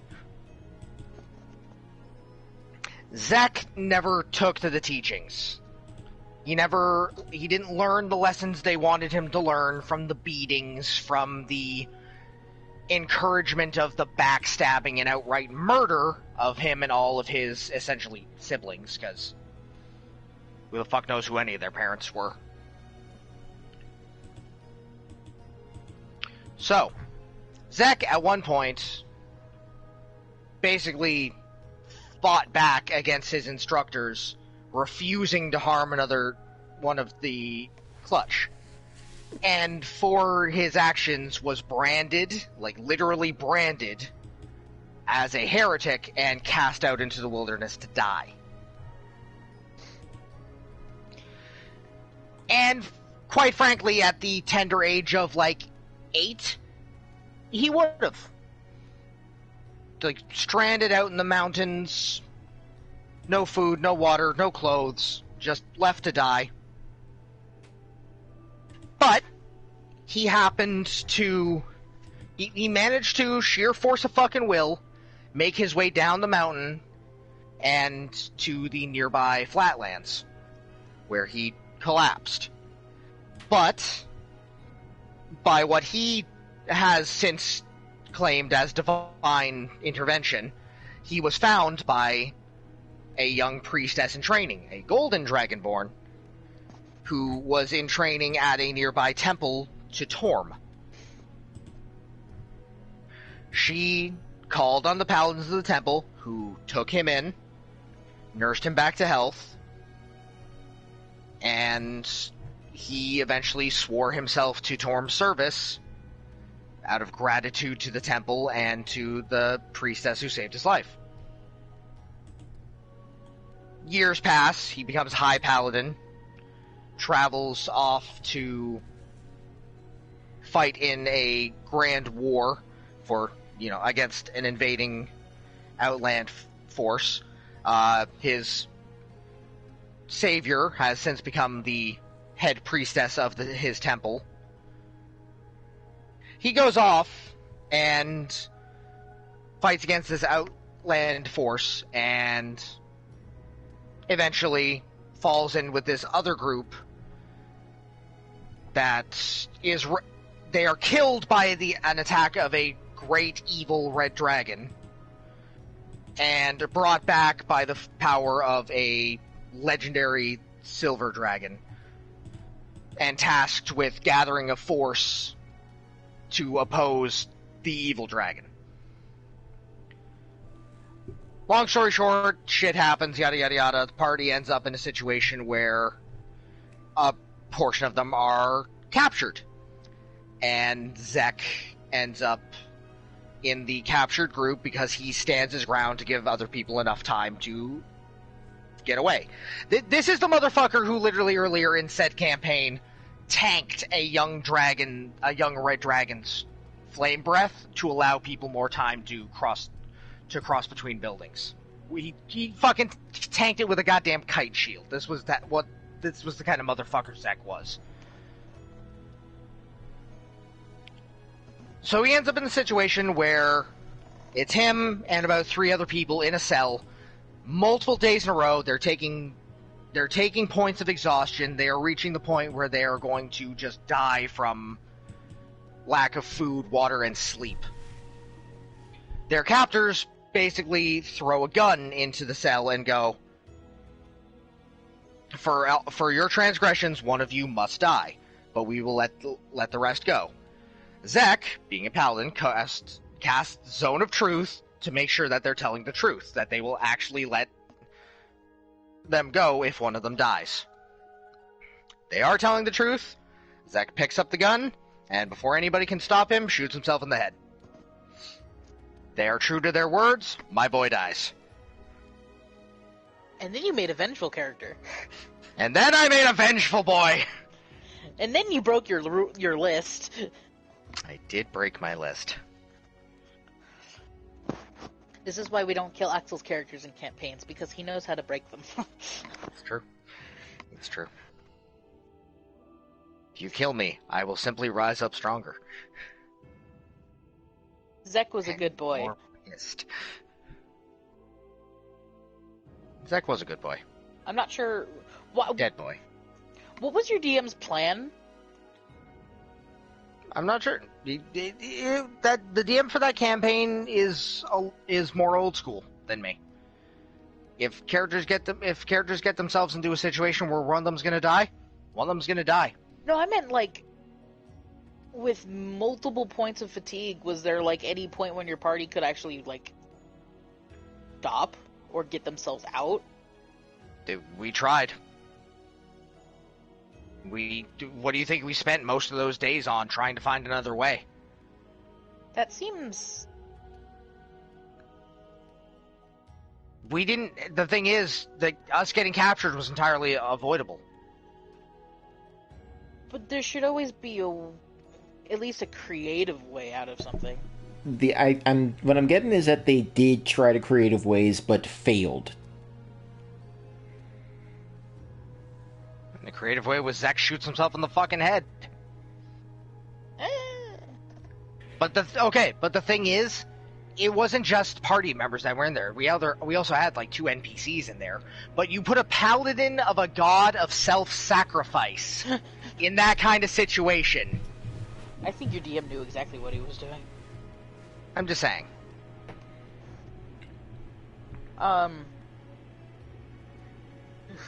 Fucking Raleigh. I think it's me and Ham now. Well, hey, we gotta hear about Raleigh. No, I know. I'm just saying. I'm trying to keep. I'm trying to keep the fucking round robin straight. Yeah. Raleigh is also from the Helheim campaign. Same one as Zeal is from. Raleigh is a lightning genasi who is a fighter.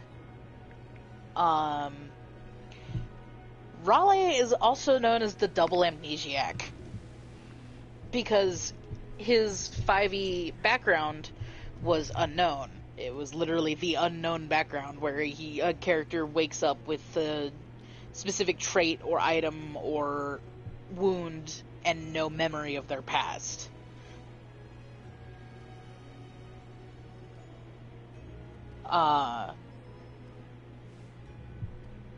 And then as soon as we got into the campaign, it's like, you don't have no memory of the last 6 months. Like, well, okay. So he had double amnesia. I said that weird.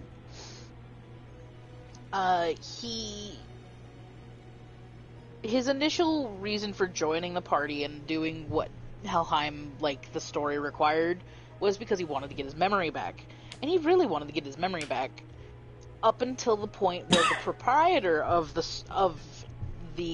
like basically hub area told him that he had gotten his memory back and had wanted it gone again. So that was a situation. Only to find out that Raleigh was previously a warlord for his home realm of Alfheim. Alfheim, yeah. Wherein he decided to take lead in the War of Succession for the Emperor that had abdicated the throne because his parents were essentially holding his little brother hostage. Like, if you don't do this, we'll make him do it. And then he'll be the murderer. And it'll be your fault. Which I don't think ever actually came out quite that much in campaign, but that's neither here nor there. we didn't really get the time. There was plenty of time. We just nuked Alfheim. That too. But also, you know, shit just kind of got rushed at the end. At the end of that campaign, there were only like a handful of Lightning Genasi left.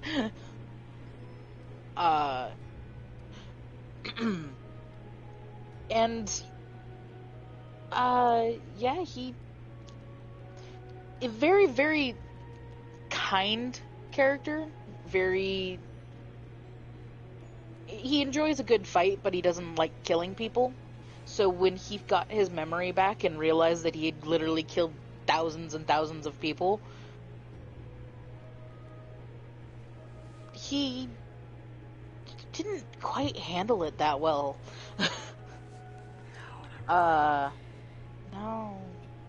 Like, but he kind of had to handle it a little bit too, because the rest of the party was falling apart.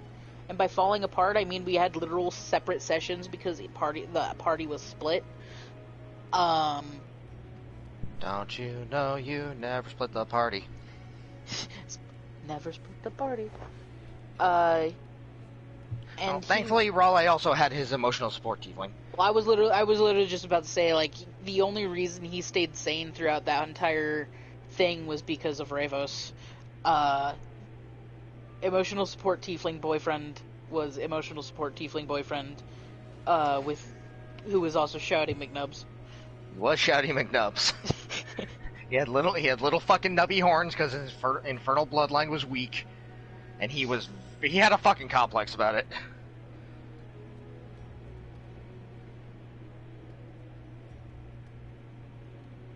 Yeah, if you mean by more things at once, Maddie, you mean going against each other's acting ambitions by one half of the party, destroying the entire home realm of a character from the other part of the party. The other half of the party literally caused the destruction of Alfheim and my entire story arc. Yeah, that got a little fucky. My entire story arc literally went up in flames. That was a skosh messy. And No, Maddie. He had a cloak of summer. He was fine. He survived the winter. he did in fact survive the winter. He survived the winter better than the rest of the Better party. than literally everyone else. Oh, Rainbow's voice. Well, I feel fucking fine, thank you. The reason he got amnesia too was because his brother hadn't been clued in on the whole situation as to why he decided to head the whole War of Succession, and decided that Raleigh was too bloodthirsty and cruel for his own good, ripped his horns off, which were the source of his lightning power, and cast him into the abyss after erasing his memory. And then there was shenanigans. I can't remember who else erased the rest of Alfheim's memory of Raleigh. The Oberon, I believe. Yeah. Was either Oberon or... It was somebody. It doesn't really matter at this point, but he spent literal centuries just kind of wandering without any memories because his brother didn't know why he became a warlord. His brother was kind of a dick and also needed glasses. Couldn't hit shit for shit. Yeah. How do you miss with a railgun? No, I love Raleigh, and I loved the dynamic between him and Ravos, and what had started out with Azil, but eventually deteriorated because of shenanigans. Well, because of the world destruction thing. Just shenanigans in general. But yeah. Alright. And we are about 2 hours in. We should probably start on the non-D&D characters at some point. Oh, fuck. Alright, those My hands self-inserty together like a motherfuckers. fly. Okay. Are we doing self-inserts next, or are we saving those for last? The stage of history retold. Thank you, Prio. I guess self-inserts. We'll I start. can't take a lot of credit for Raleigh because a lot of that writing was done by the DM. But it was also based around a lot of, like, Soul of sickness back and forth questions. ready when you are. Like, in the beginning, our DM was really interested in making that campaign go well, and he actually communicated with me more than once about certain things, but as time went on, His the frustrations downward spiral happened.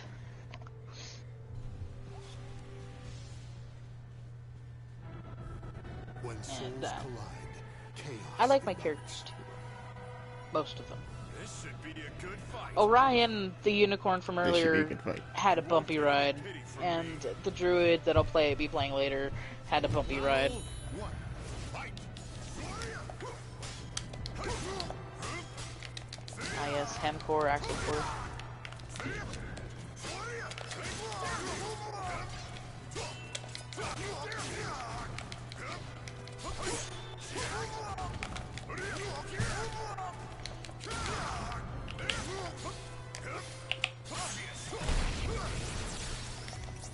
Now pay close attention to these aesthetics. Pay very close attention to these aesthetics. To the last one standing. Battle 2. Fight.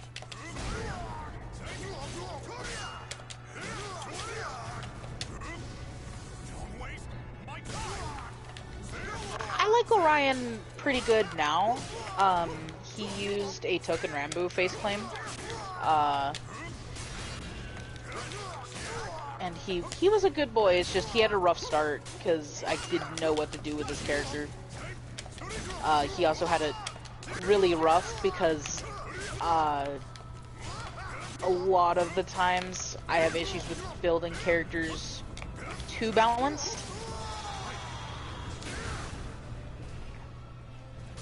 So when your party is ready to DPS to hell and back and also survive, but your character is way too balanced for it, your DM has to raise the challenge rating for the rest of the party, and the character that's way too balanced kind of feels like a wet noodle at the end of it, and that was one of my biggest issues with frickin' Orion, is he was too balanced, and a lot of characters I've made are also like that. That's why Torvin ended up being so ridiculous, is because I just said fuck it and added everything I could to him. Come at me. Fucking yikes. My game, like, stuttered at that very end, the very end of that sword sweep, so it just did.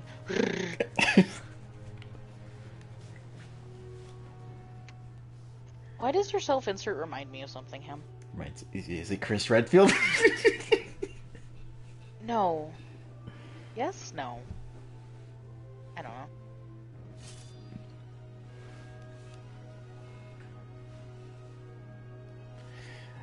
Okay, so what was... Okay, we had a big deal with these self-inserts, if I recall correctly. To explain mine, it requires showing all 3 iterations. That's fair.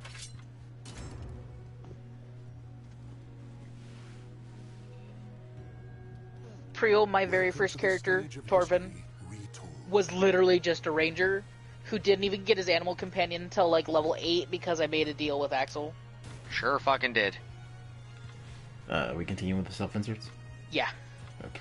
I'll go to phase 2. Soul of Zasalamel. Die. I'm ready for this.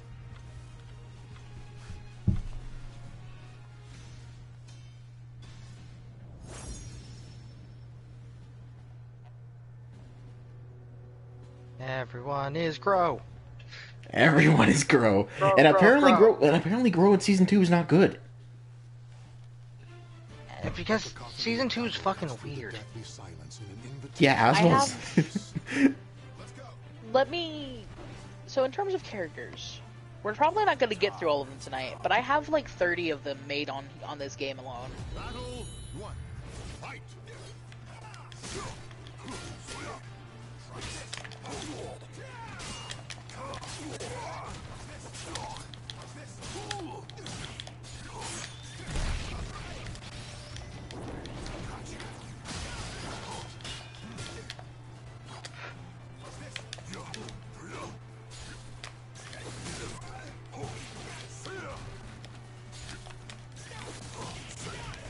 Why do I keep doing that?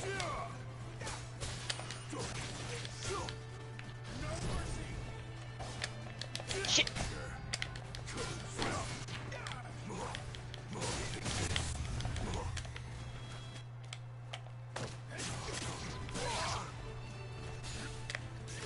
Why do I keep doing that?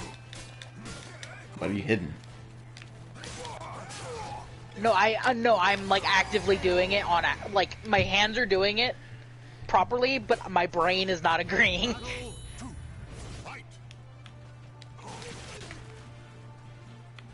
Actually, okay. Sorry, I was reading the chat.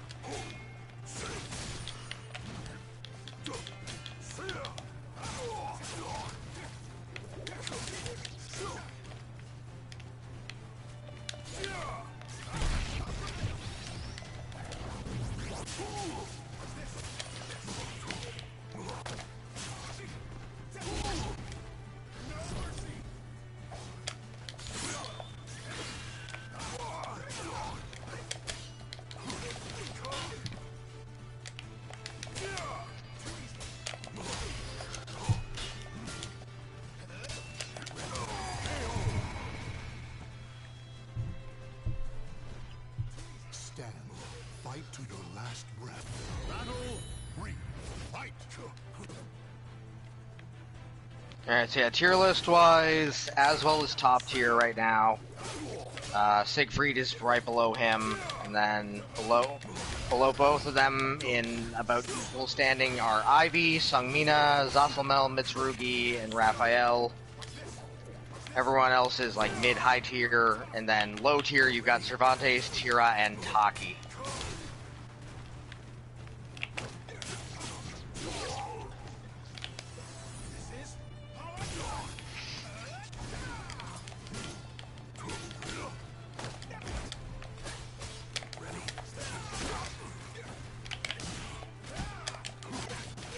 Ripley! Leave it alone. Start throwing shit, swear to God. Claim victory and bask in the glory.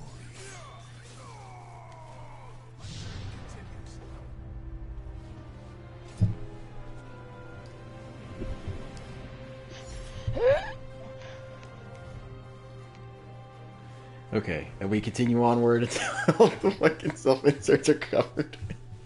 That was my only one. Okay. Well, okay, we know Axel's got a few, has phases for his. I have at least 2 more. You should save your phases for Ham, though.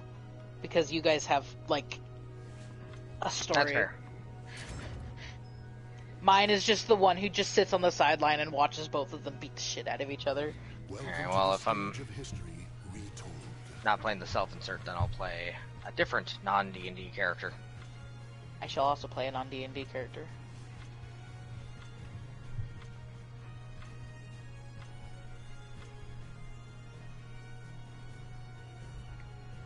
Brace yourself.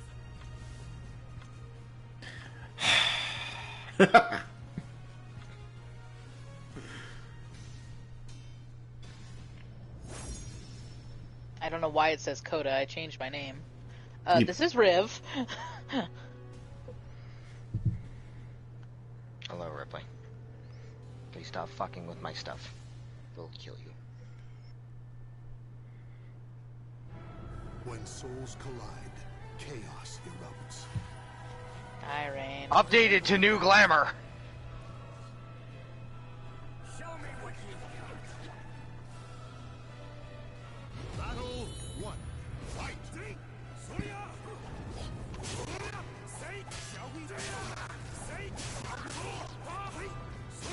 God. Fucking hate.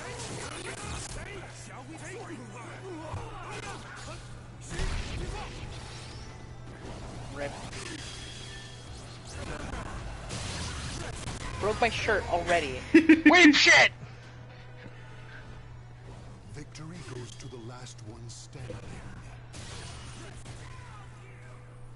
Battle 2. Fight. you.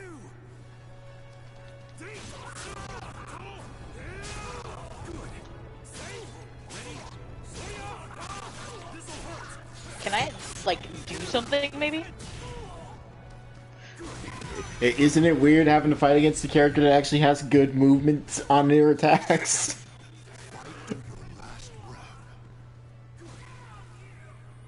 Battle 3. Fight.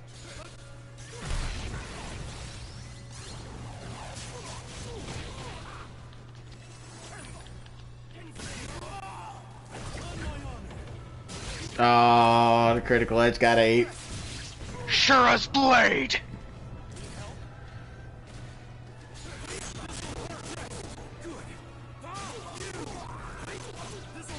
Okay. I literally didn't do anything that much. The battle is over. Show respect for the fallen who fought so bravely. Until our next battle. Yeah, apparently Mitsurugi got real good. Yeah, because if you land his critical edge, she just gets buffed for the rest of the fucking round. Alright. Rain I and don't Riv. even want to talk about Riv right now. That- Because that was way too in character and I don't like it. No, talk. Go on. No, Yes, talk about Rain.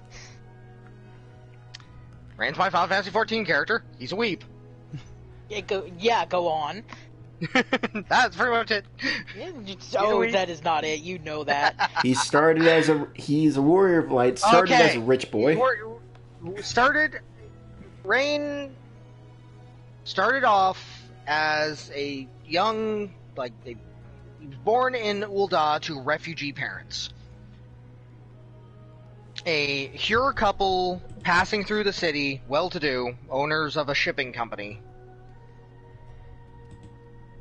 They happened to pass by his parents and saw that the child was, they had a newborn child and no way to take care of it. Rain's parents begged the couple to take their child so that he would have a chance at a better fucking life. They did, and so Rain was raised on his parents' little fucking island off the coast of Limsa. Wanted for nothing, but always longed for adventure, so he took the chocobo that was given to him by his parents when he was young, saved up some money of his own, and fucked off to Gridania to become a Lancer.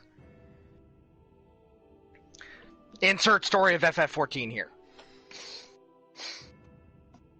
Once he was almost bisected. A lot of shit happens. He eventually became a Dragoon. Nearly lost his eye in the fight with Estinian. Still has the scar. Events of the Praetorium happen with Rox's character Kyan and Ham's original character. 27 characters ago. Let's actually on this subject. Let's be as vague as possible with the details of FF14 because I know there are people here who haven't played it. Yeah. I'm being vague. Yeah. It's mostly because I don't want to explain it all. Rain eventually, over the course of his adventures, begins to gather too much draconic aether in his body from his overuse of his Dragoon Soul Stone. And has to put down the lance for a while, because it literally got so bad that his eyes began his aether began coalescing in his eyes like an actual dragon. Eventually it got to the point where he had aether vision, but it was literally so painful that he had to bind his eyes. Putting down the lance, he picked up the katana from the Far East and has basically not gone back to Dragoon since, despite events occurring that have normalized his aether once again.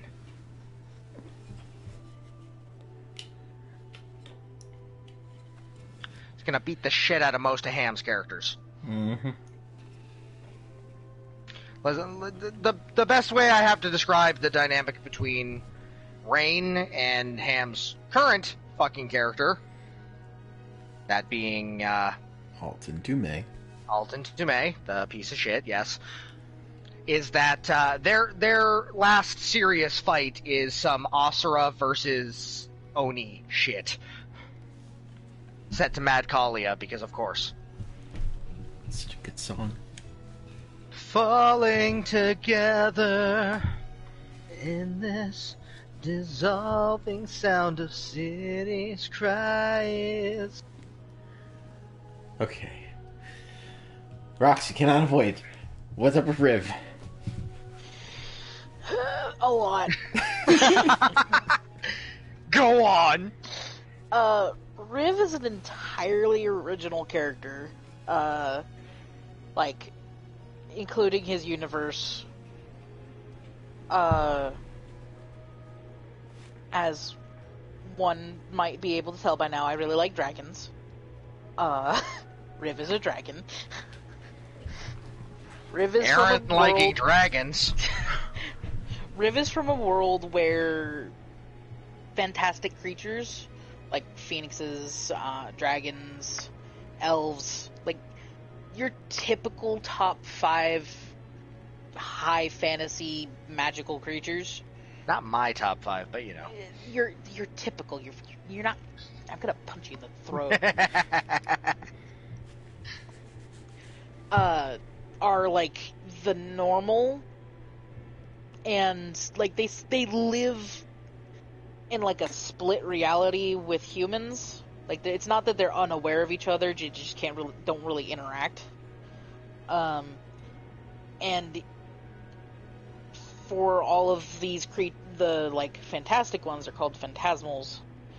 They are part of a rebirth cycle, like an active and well-known and trackable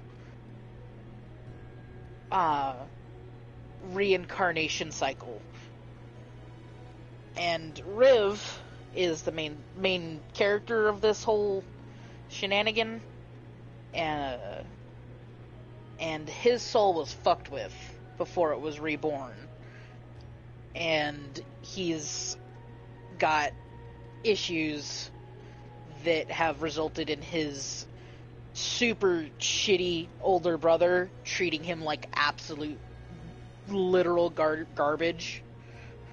But because of the shit that was fucked with his soul before he was born, he's currently the target of a organization that did it. And he is actively working with an agent from, like, the Phantasmal Federal Agency that is the side MC? The co-MC? Faust, who is also in here. Can't believe he's working with the PFA. It is the PSA. It is literally the Phantasmal Security. Yeah. Yes. Working with the fucking PSA. Yeah, the PSA has a PSA. That was the joke.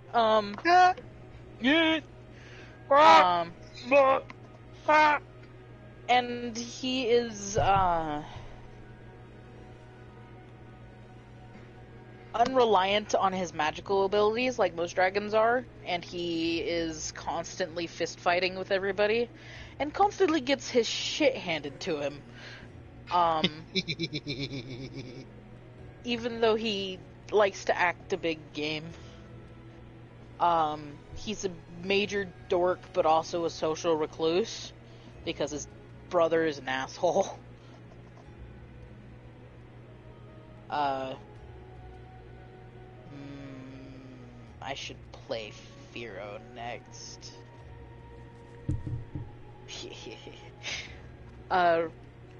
His full name is Rivetathon Valere.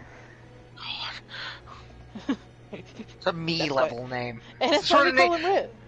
The sort of fucking name I'm banned from making. That's why we call him Riv, because Rivetathon is fucking a mouthful.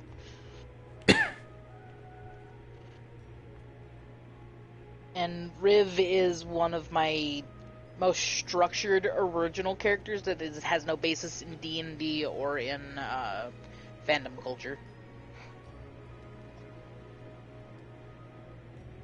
He actually spawned from an ice scribble drawing board. When he gets embarrassed, he pukes lava.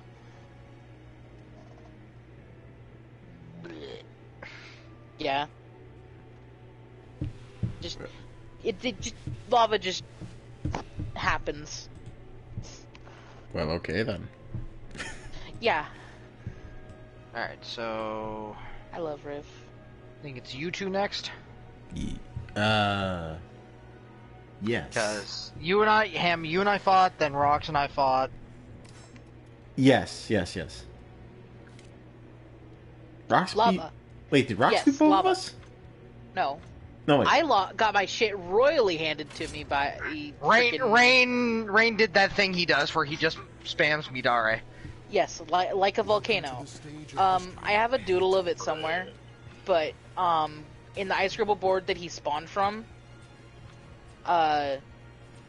he ended up like just spewing lava. Just think, instead of rainbows, it's lava. I'm not gonna play Furo next. I'm gonna play somebody else. I better fucking choose.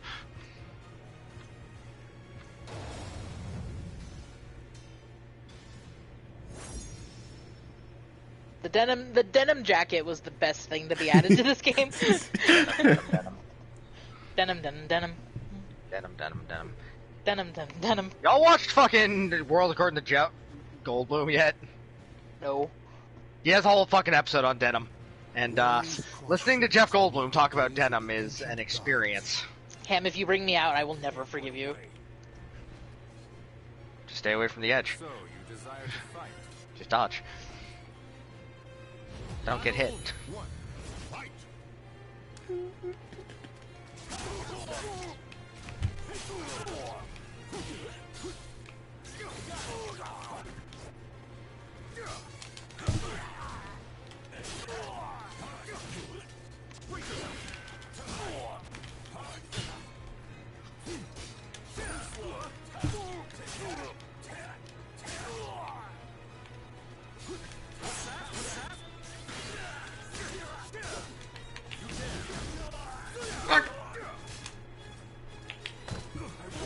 Rude.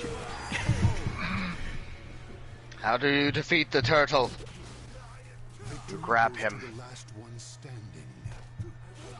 Battle 2. Fight! God, you're wearing so much fucking denim. I am offended.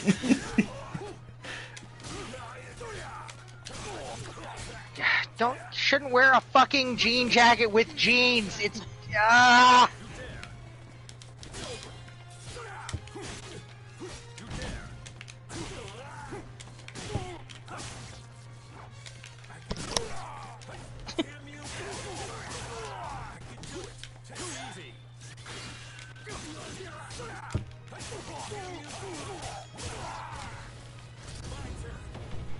the fucking Mitsurugi pokes. Oh, he keeps the buff even Yeah. if he. Oh, it's fucked Even if up. you whiff, yeah. Battle 3. Fight! You just got a critical edge.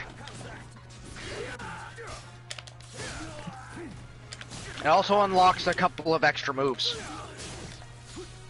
Like follow-ups and such. That are only available while you have Shura's Edge.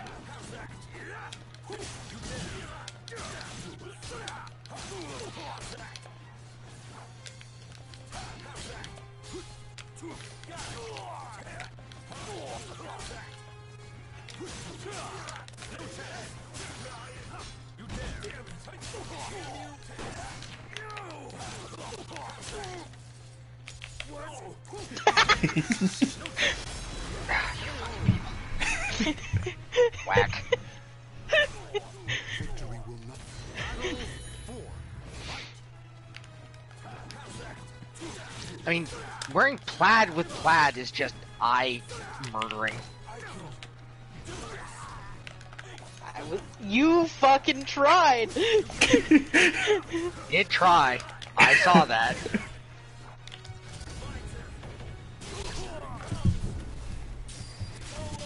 Whap.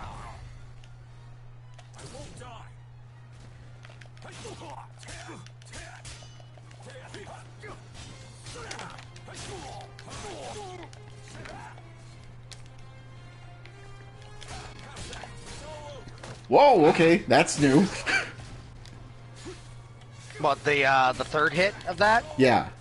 Shura's Edge, I believe.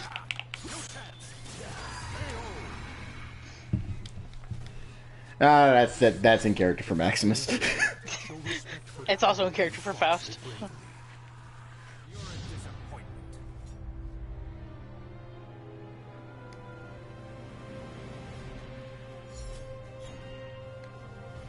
Faust is also a unicorn. More like a douche-a-corn. He's You want a actually one of my douche? least douchey characters. He just There's Rocks? a lot of denim. Nobody who wears that much denim is a good person. it's not. Listen, it's not supposed to be denim, but I didn't know you could kind of hide a lot of the texture with stickers until I made Riv tonight.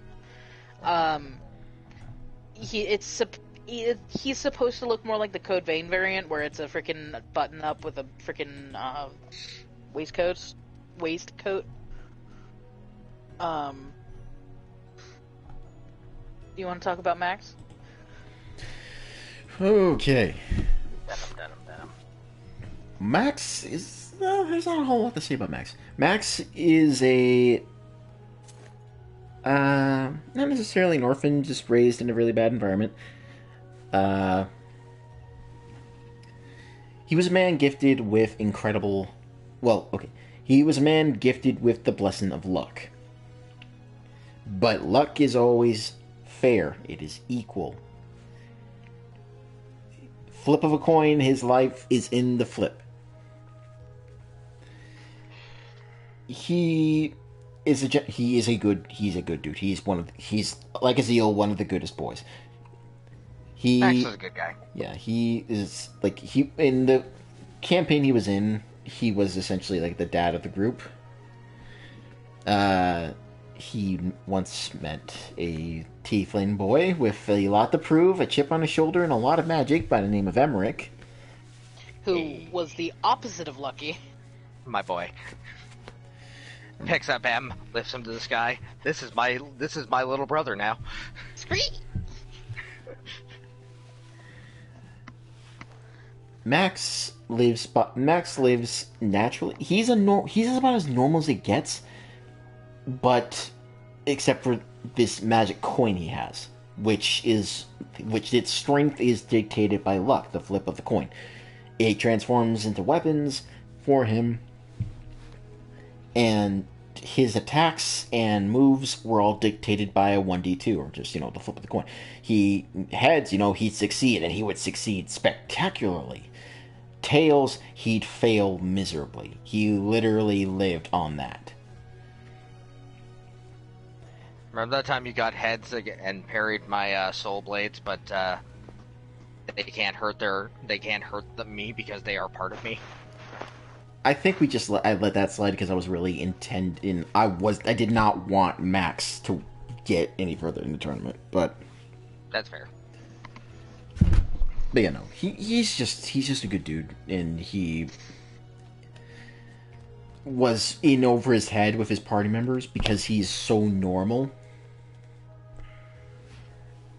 His luck, and he's surrounded by incredibly powerful, a psionic, a mage, and just in general one of the most badass women he ever met. I'm still salty about that loss.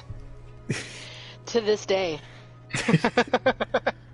A +7 multiplier. Before I even got to my first story feat. Yeah. I was smart. I used blindness. I used freaking hit chance. And she just kind of went, dunk. She clipped me. One hit did all of my health. Because I got clipped by a ×7 multiplier. Yeah, you got fucking spiked like a volleyball. I was so angry. I'm still angry. But yeah, that's all Max. So I played said psionic in that campaign. His name was Solomon, and he was amazing. Faust. Faust Corinthos is from the same universe as Riv. He is Riv's co-protag. Yes, Kotag. Kotag, yeah. He's a unicorn who did something that I haven't figured out yet that got him disgraced and had his horn taken away from him, which also took away his true form, which is the fucking incredibly more powerful unicorn, Can't believe he got de-dicked. No, he's like the opposite of that at the moment. He's an agent for the PSA. He's the one who is assigned to Riv's case and is essentially his parole officer / witness protection. And is the one who's basically forced to deal with this punk-ass kid, when all he really wants to do is solve his cases, go get drunk, and then have a good lay. He is also mostly fisticuffs. He uses a sword in this, but because of limitations, I can't use magical fisticuffs. Because in the world he's from, he has the phantasmals, the greater creature people, all have a certain material that they're basically deathly allergic to, or it's their bane, essentially. Dragons are obsidian, unicorns are cold steel, so on and so forth. And he has rings of each material, except for cold steel, or cold iron. I don't know why I say cold steel. That he basically fights everything with. So every time he punches somebody with the ring that's basically meant for their species, he does like a bajillion times more damage. 1 bajillion, exactly. Mm-hmm. You've read the Dresden Files, yeah? You know his kinetic force Yeah, ring? yeah, I remember. That's what it's inspired by. That's what I figured. But But I don't cool like concept. I don't like doing the thing where I'm like, oh, so it's like this thing from this, because that is one of the cardinal sins of existence. No, I will proudly admit that I wanted to use an idea similar to that because that was fucking cool. Everything else though is. We all still steal ideas occasionally. There's no such thing as an original idea. It's true. It's just that it's all about execution now. Yeah. He would be a himbo if he weren't distressingly smart. He just doesn't care. He's very nihilistic. Part of his story arc in that whole realm is finding a reason to not be a nihilist. Today I will search for reasons to not be an asshole. Looks around. None to find. Cho, if you ever want to read a book series that's really fucking good, and if you like magical stuff, read Dresden Files by Jim Butcher. Probably one of, if not my most favorite book series.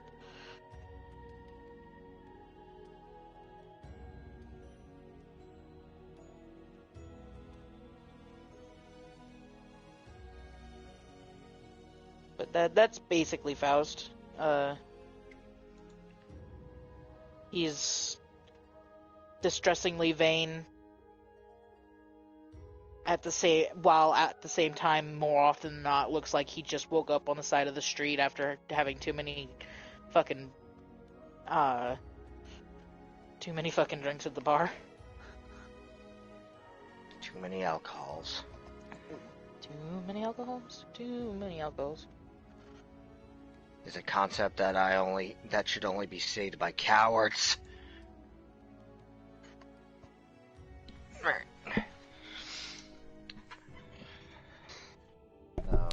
Next so up I'm is passing you. round 2. Isn't it you guys? Yeah, Ham, it's you and me now. Wait, I thought I just lost rocks.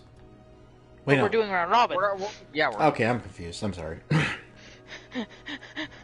Don't make me fight Rain again. Ham is a dumbass. No, Ham is forgetful. Be nice. Welcome to the stage of history retold.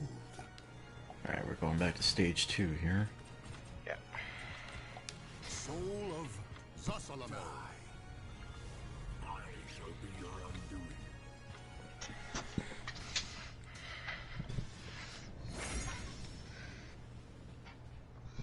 And the reason I told you guys to pay attention to the aesthetics of these characters.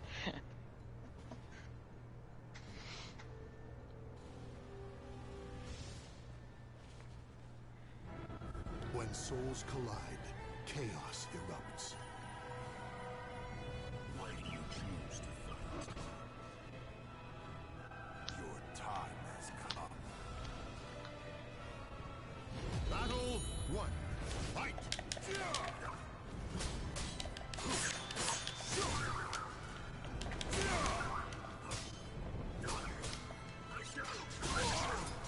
You wanted to say a thing, but what did you want to say, Joe?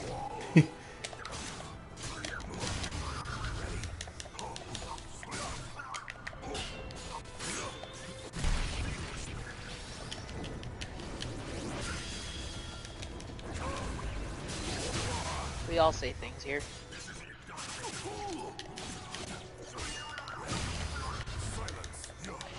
Oh yeah, it's not the commonalities I'm telling you to look out for.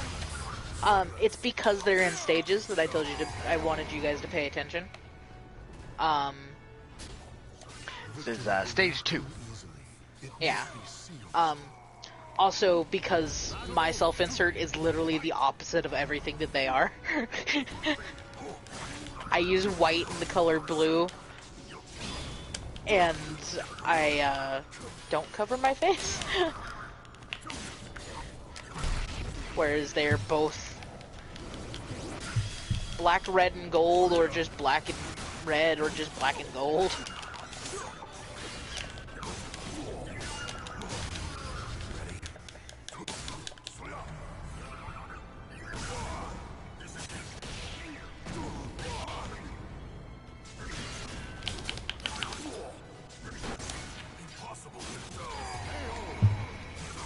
Sit the fuck down!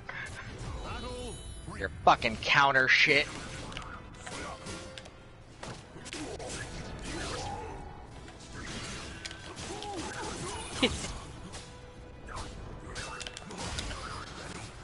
Joe, you are allowed to say things here.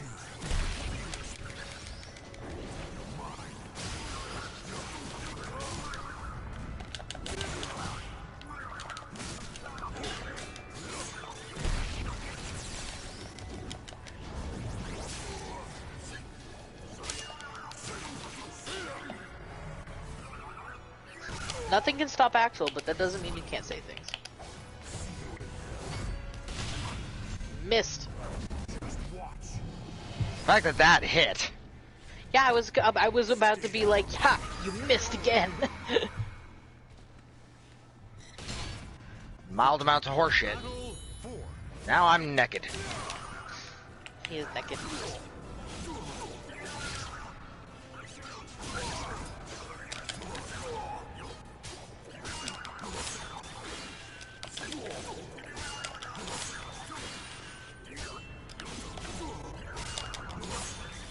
Remind me again what the freaking palm slap does for Vessel now? It adds a stack of time flux on them. How do you activate time flux? I forget. Certain moves will activate it at the end of the animation and just like Zawardo it for a bit. Look at my ass. The shot looks a lot better when I have my clothes. I'm just glad you turned around.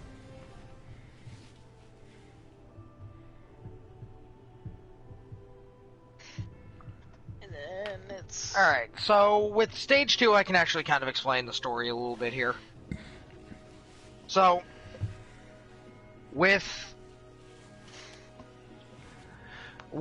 the Soul Calibur Axel. Fine, fuck you. If any of you are interested in knowing the story, Carrillo has ruined it for you.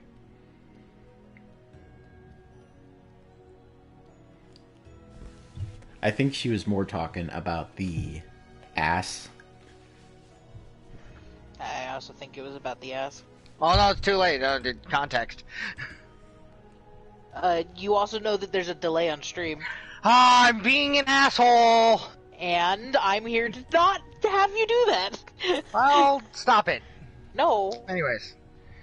See, Priyo was talking about ass. When isn't So- Priyo talking about ass? See? Dumbass. Point. So, There is a concept in the Soul Calibur universe called becoming malfested, which basically means that the energies of the evil sword, like the Soul Sword, Soul Edge, have taken root inside of you and begin to corrupt you from the inside out. Only in this Axel's case, it started working from the outside in.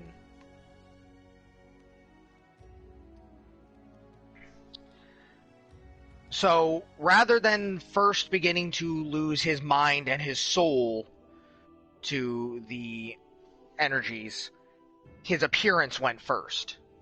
So, as of stage 2, he is still himself, searching for a way to stop himself from losing himself entirely to malfestation and becoming the next nightmare.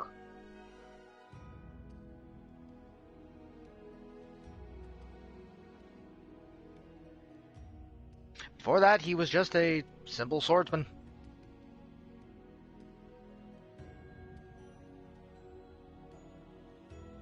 No grand backstory, no grand history, just a man traveling to try and hone his skills.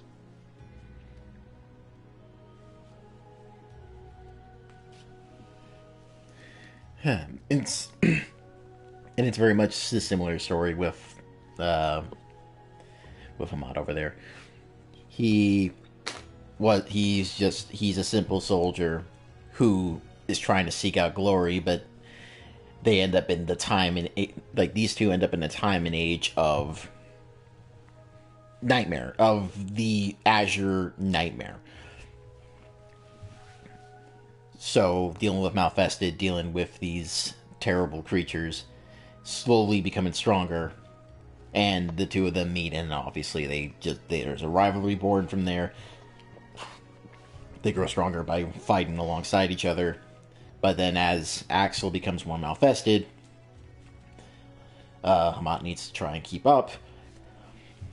But the only way to do so, is to either adopt the power of the countering sword, which would be Soul Calibur, or to try to find a different route, which he starts adopting the techniques of a time-wandering scythe wielder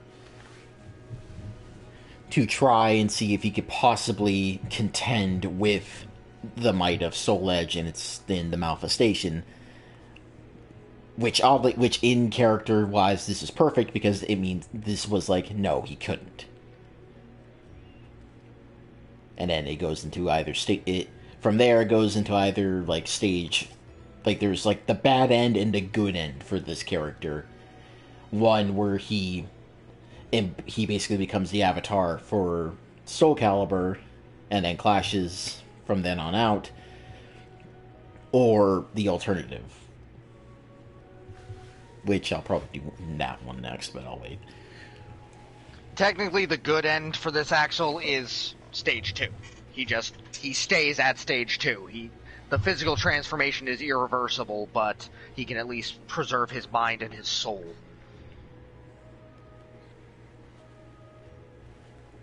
Alright. I believe it's Rox's turn. Rox's turn with whom? Axel? And believe me, Mm-hmm. everybody plays twice in a row.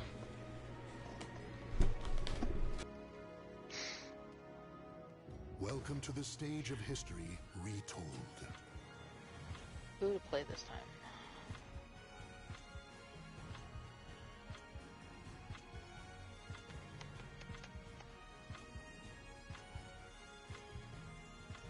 This is not the best representation of this character, but it's as good as I could do in this game.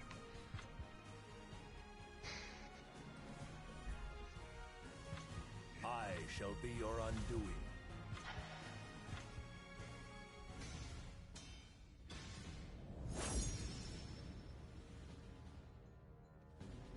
Wow, you pointed at fucking Cho in the stands right there. Yeah, maybe a little.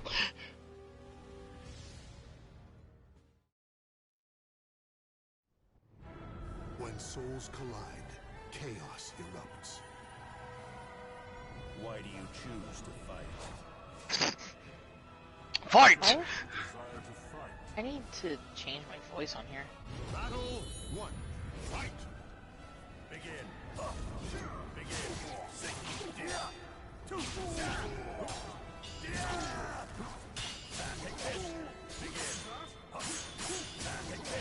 Can you not block that? Feel fear. Okay. Eternal sleep.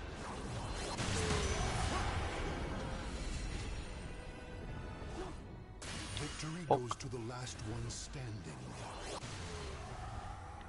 Battle 2. Fight! Pathetic. Pitiful. Feel fear. Eternal sleep. Kneel before me. Fuck. Be grateful. Begin. Yo. Pitiful. Yo. Not yet. Forfeit. Take this. Oh. Dia. Sing. Dia.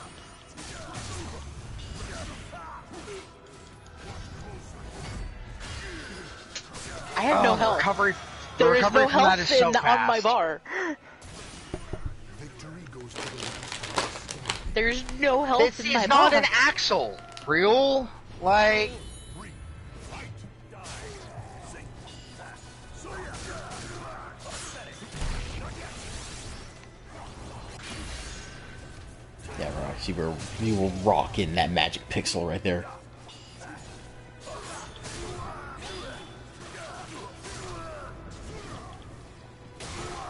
You can see the name, though, right over there. It's clearly not Axel.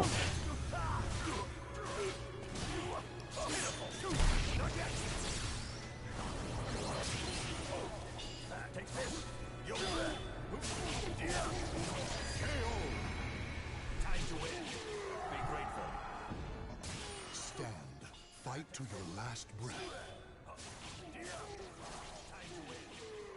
Battle 4. Fight.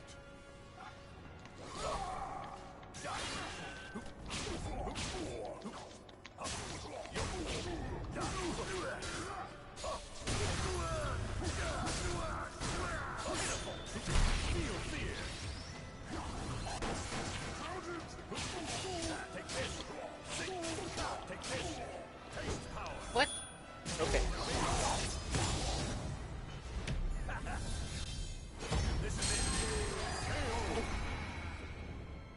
Oh, I guess it's not gonna show me. The battle is over. no, that thing lasts a little too long. I think it's because So brave. it might have auto-corrected along the wall. That's lame. I don't know.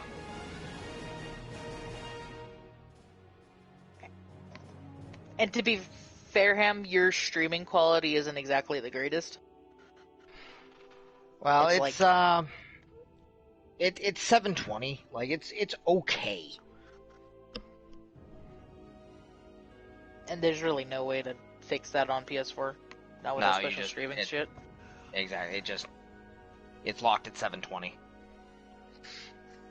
So do you want to talk about Aldebaran? Yeah.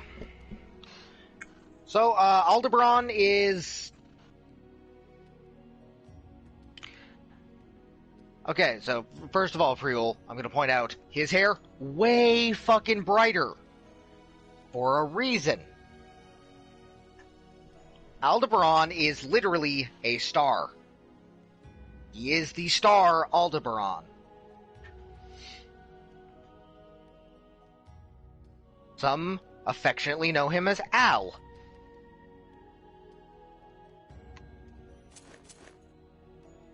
His entire thing is that he spent, you know, his entirety of his existence as a star in the sky, constantly being wished upon, listening to the selfish desires of the humans far, far below. This went on for eons.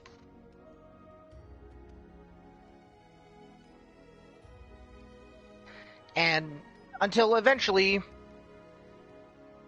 he started to hear a repeating wish. A wish that came up night after night after night. Very simple wish from a young girl who was simply wishing on the stars that she would live to see the next starry night. And night after night, she would make the same wish, and eventually it caught his interest because it was always the same. She would make the wish that night, and upon waking in the morning, she would thank the stars, despite the fact that they'd had absolutely no hand in her survival. So he watched a little closer and found out that the girl was an orphan, entirely on her own, no family, no one to care for her. Her wish that she would see the next night was just that. A desire to continue living to see the next night. And so, he chose, for the first time in recorded history, to fall. He fell to earth, and he went to the girl, taking human form, and he took her as his child. He raised her, he cared for her, and he ensured that she would see not just one, not just two, but thousands more starry nights. Of course, being a star, his lifespan far outstripped her own, and even as she grew older and began her own family, him acting as her father the whole while, they grew older and he remained the same.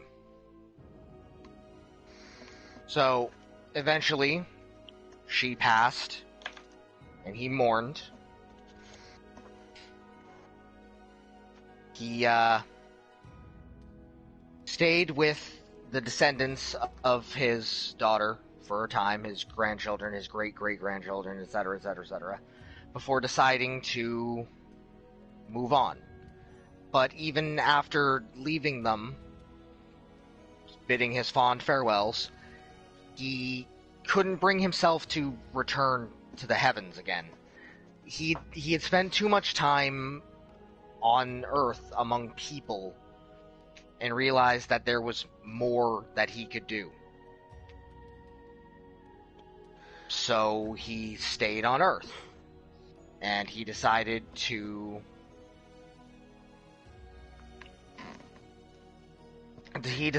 essentially roam around and continue listening to wishes.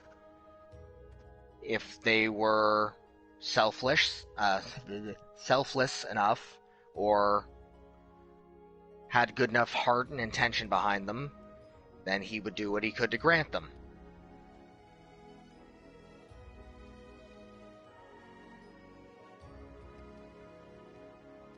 Al is a good character. Al is a good boy. Also, he has an enormous star dragon form, but you know. Because Huge dragons. ass motherfucking red dragon. Because it's my world and I do what I want. Because dragons. My world, Mr. Anderson, my world! Because nobody can be upset about dragons. Oh, it was literally one of those things where I was just sitting there one night going like... My brain went across Aurelian Soul and I was like, wait a second. What if Al had a gigantic star dragon form? Not weird noodle dragon either. Actual dragon. Fucking noodle dragons. Noodle dragons don't have rights. Agree to disagree. I don't like noodles. I love noodles. I want the Chad dragons, damn it.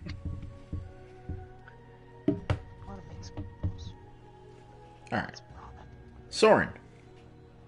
Soren is probably one of my oldest active original characters. Like, older even than Torvin. Soren was raised as a Colosseum fighter. He was the intended child of a prominent previous fighter and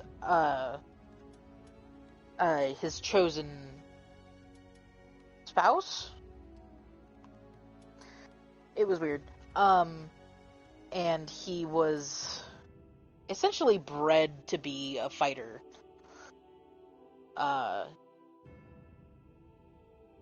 And he was known as Athanasius originally, which I can't remember the exact meaning, but basically means death. It's like an offshoot of Thanatos. But when he got older, the whole fighting thing began to just rub against his own developing personality, and as he got older and older, he staged a coup, essentially, and became a freedom fighter that broke out every other Colosseum slave, essentially, and staged an entire rebellion against the city that had been the capital of this essentially human trafficking situation that was only interested in fights. He's the leader of that rebellion,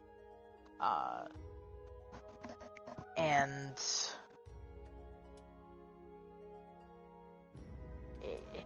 it's difficult to describe this character because that story never really got written out in any linear fashion. It was weird, but he had a lot of shenanigans. He's the iteration that I have in here is actually after he was recaptured and basically turned against the rebellion that he had formed.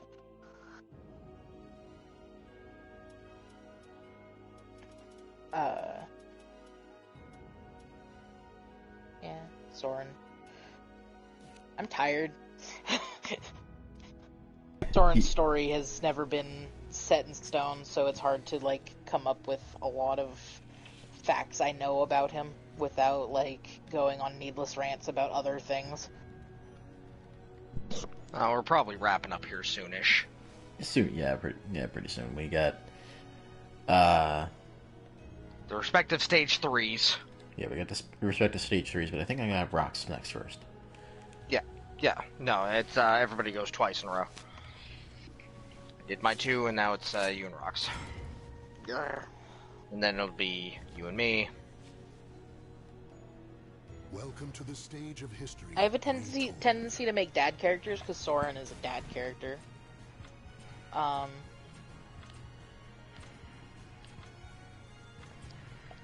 Soul of Geralt. Side note about Aldebaran. Cho loves him. I cannot lose. I mention Starboy anywhere on Twitter and she just appears. I can't stop her.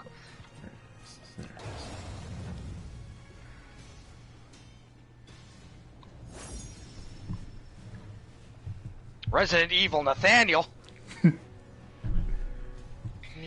Rethaniel. Renat.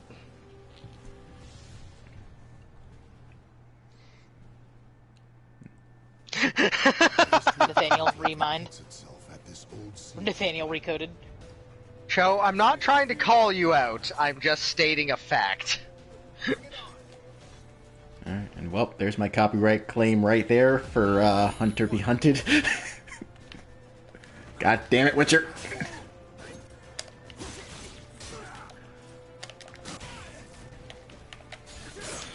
Brink, do you have anime sounds? He does. Comic book. Oh my god, Rink. This is why Julius keeps you away from him.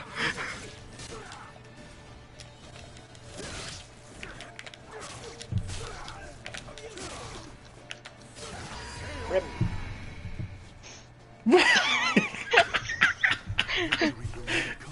I died before the ring out, therefore it's fine. Oh, but me, where you would have died anyway, is not. Yes, because I died before the ring out. Oh my fucking god.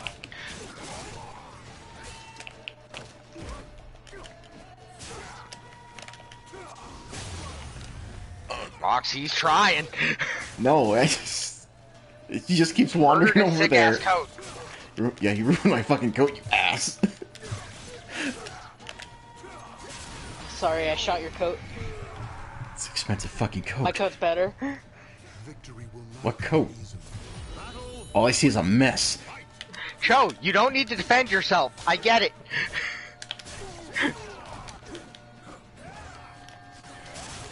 Ooh, fucking stuffed ham.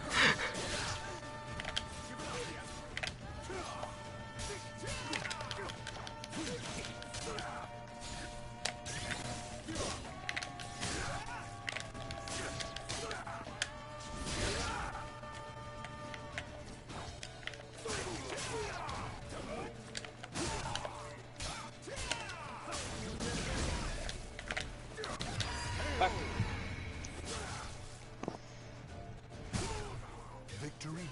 Battle 4. Fight.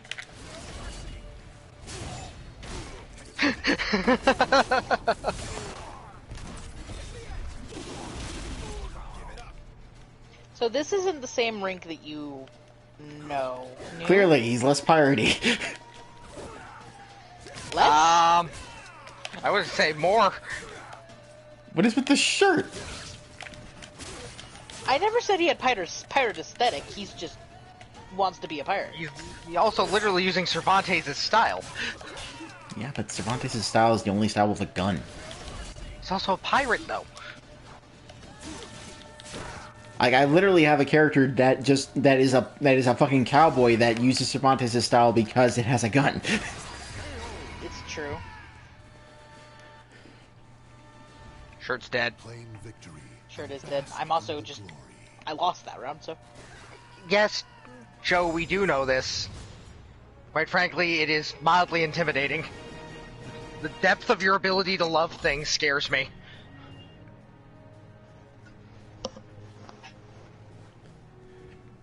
Nice.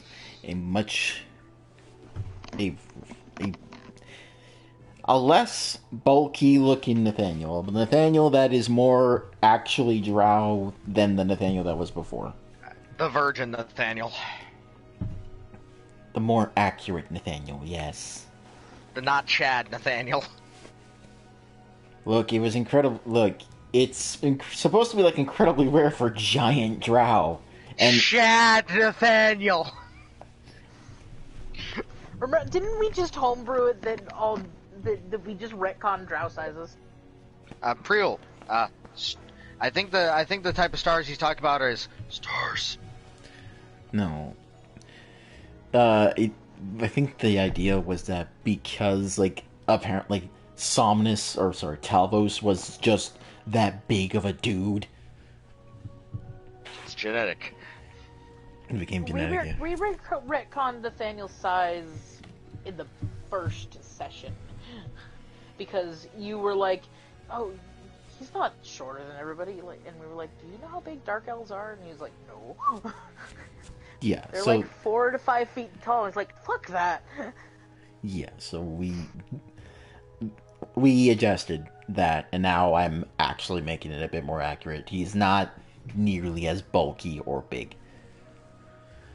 I mean, I have to make Anna smaller.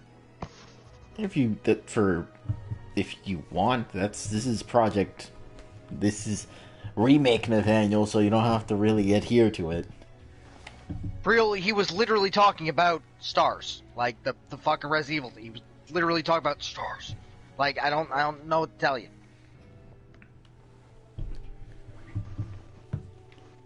Um, Rink is from a never started / failed campaign, where initially he was a young, trigger-happy, frickin' bounty hunter who stole one of his dad's contracts, which happened to be one of the other characters in the party. I believe it was Ham's character. The captain? Yeah. Yeah. And Jonathan realized that being a sky pirate would be a lot cooler than being a bounty hunter. Mm-hmm. And then came to idolize Jonathan Redwick. Being being one of the most flawed pirates to ever fly the skies. He had The six. J-Wicks. He was a hexagunner, and he had 6 hexagons. All of them were elementally aligned.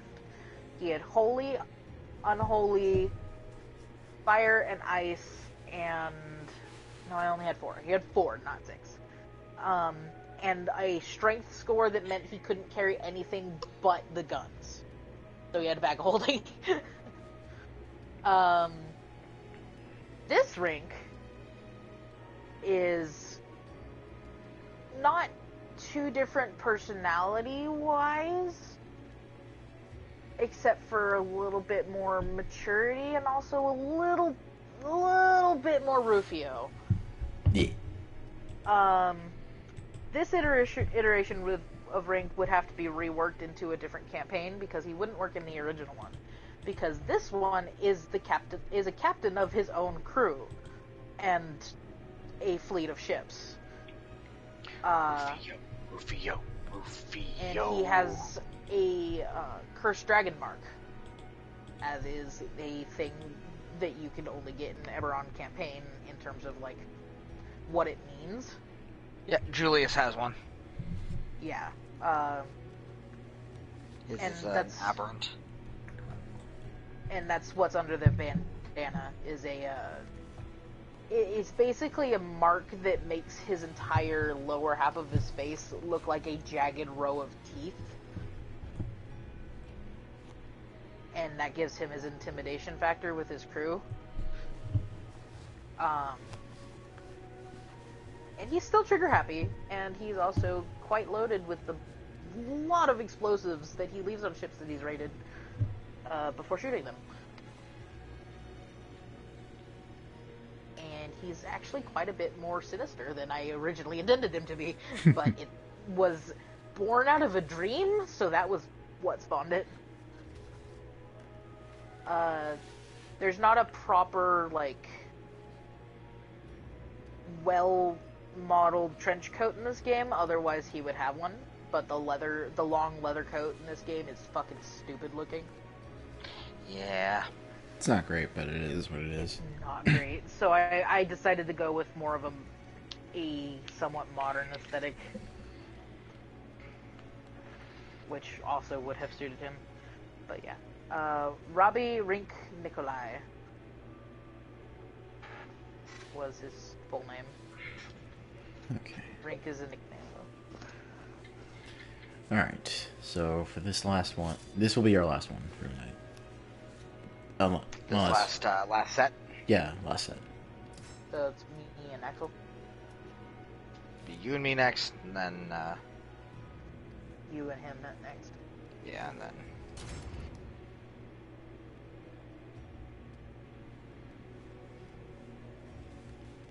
Welcome to the stage of history retold.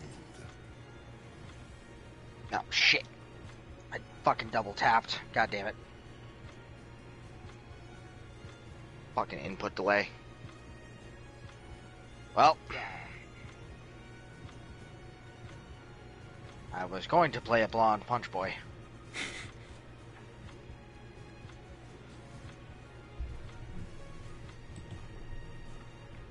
Instead, it's rapiers are us.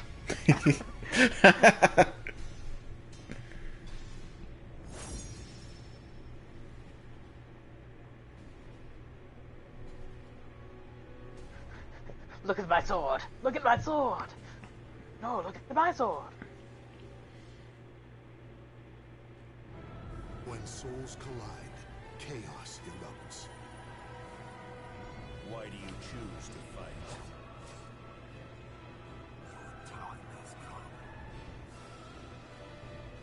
Battle 1.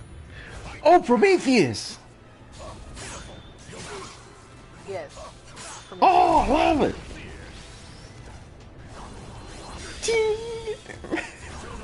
My shirt! Already! Raphael's style excels at that. Yeah, no, Raphael has moves that just literally dispose of the enemy's clothing. He's... One of them requires soul charge. Yeah. So I feel like it.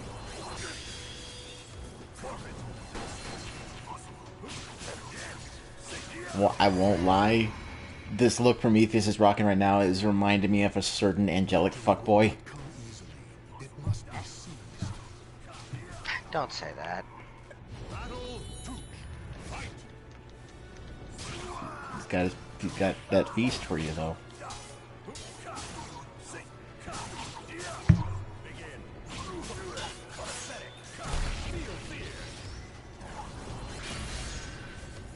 That does so much damage!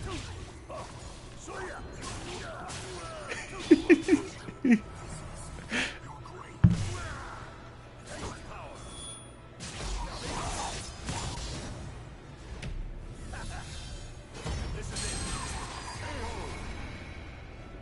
don't even know how to play this character. Victory will not I'll come. Be frustrating. It must be Be seized. frustrating as shit. That would be great if I knew what did. You gotta go into the lab. There's a lot of feints and there's a lot of poke. What is the input you're doing for that? No, he's Triangle? just yeah, he's just doing triangle twice. Then how come I always lose that? Because if you are the one you are the one that initiates it, you win ties.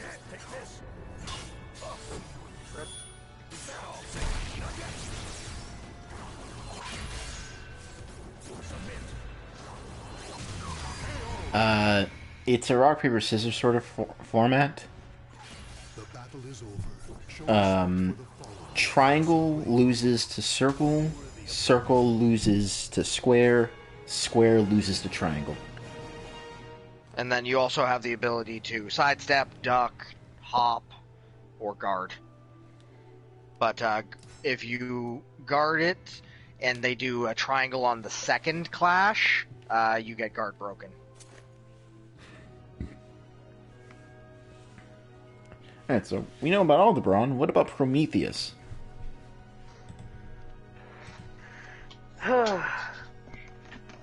Prometheus Something Fire of the is Gods.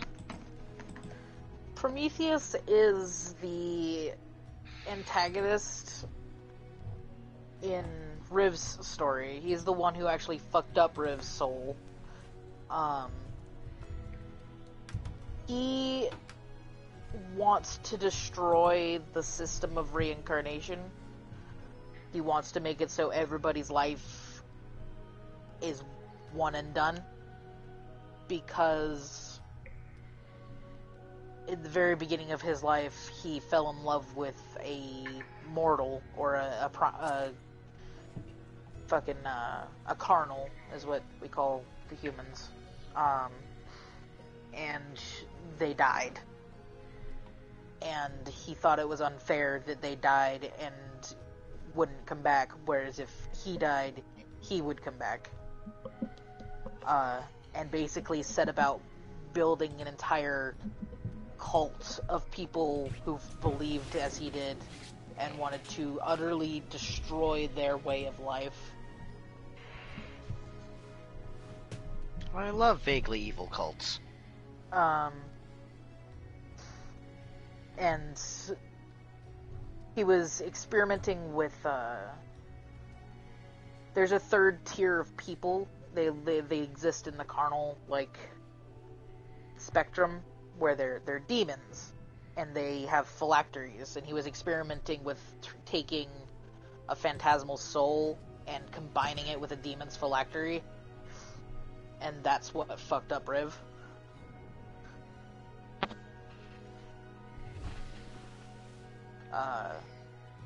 He's a very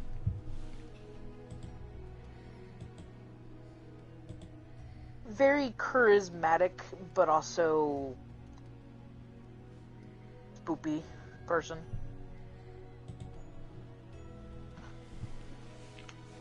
Breel, we are good at. Sorry, go ahead. Go ahead. No, I was just gonna say to Breel, we're good at this because we have been writing for God how fucking long at this point.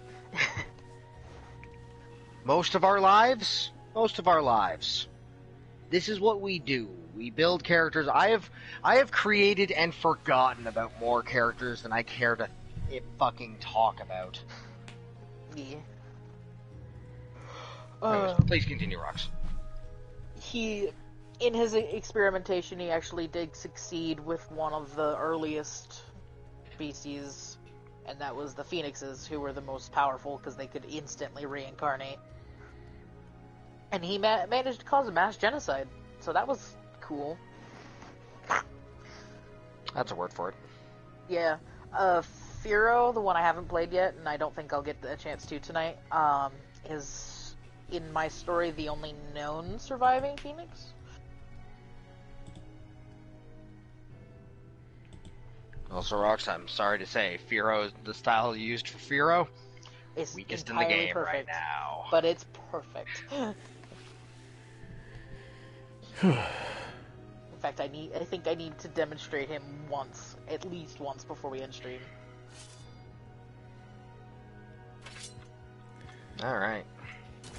Stage 3. Alright, we're gonna go bad ends on this one. Welcome to the Considering my only stage 3 is a bad end. Technically, the good end for him is literally the end where he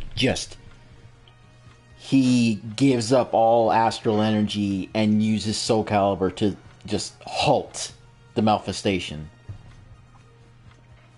And then he retires. Stage 3 is always going to be a bad end. soul of Siegfried. I shall be your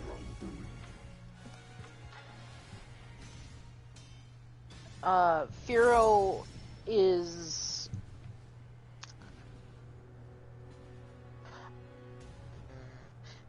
It's Firo, F-I-R-O. When souls collide. But now seeing it spelled F-I-E-R-O makes me realize I should probably change his name, because it's one letter off from being the biggest asshole in asshole history. Welcome to drivers, dine-ins, and drives.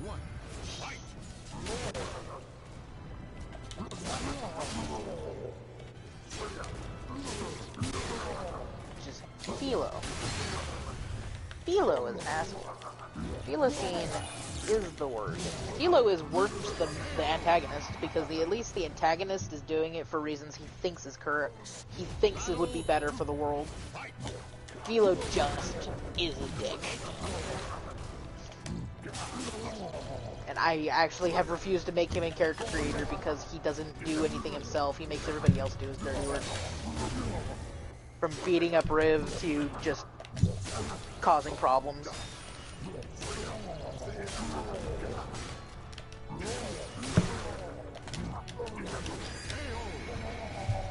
That was weird. Punch!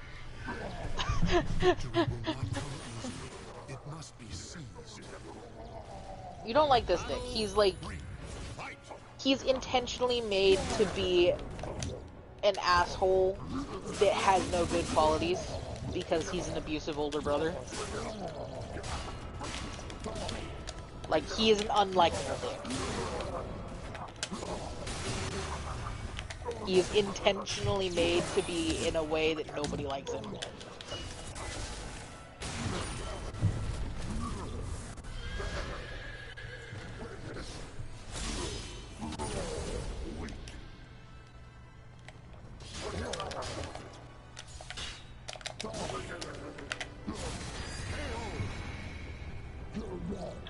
always have such fucking problems with Siegfried's style. Victory will not come easily.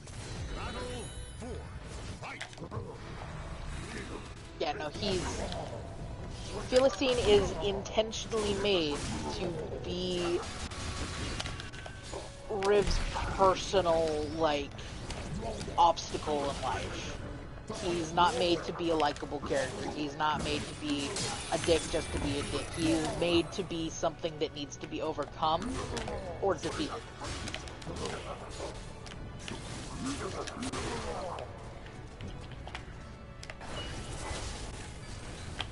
There's no good intended for that character.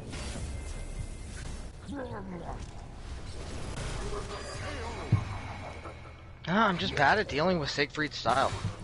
Oh my fucking god, that was just a mess of garbled voices.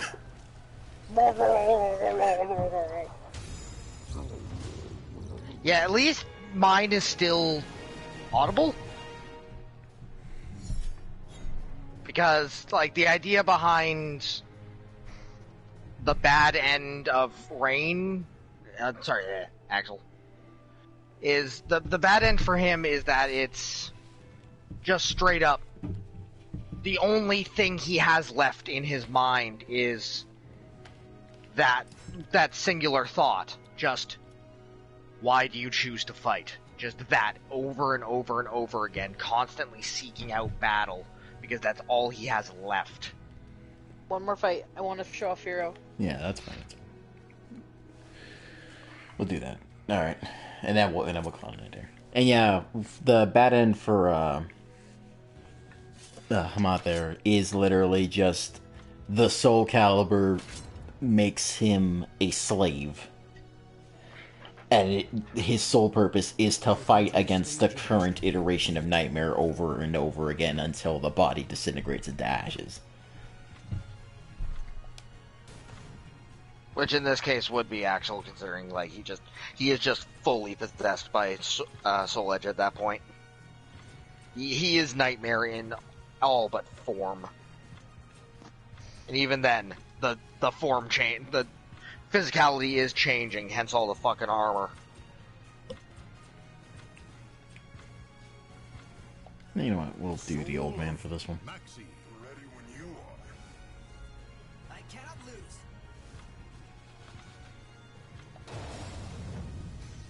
Old man.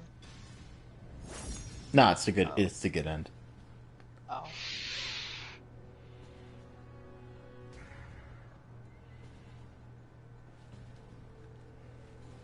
This is Firo. He's extremely flamboyant. Warriors cross swords. He's a beneath the firebird. gaze of the ancient gods. This should be a good fight. Bring it on. Battle 1. Fight! So Ham, if this is good end, why does he still have like weird malfested voice?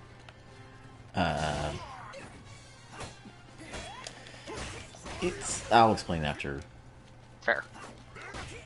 because it's just to deal with. I have to play Maxi first. Yeah, this is fair.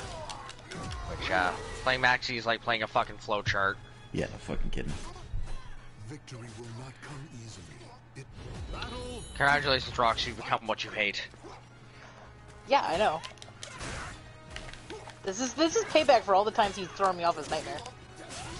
Or Siegfried. Ooh, fuck.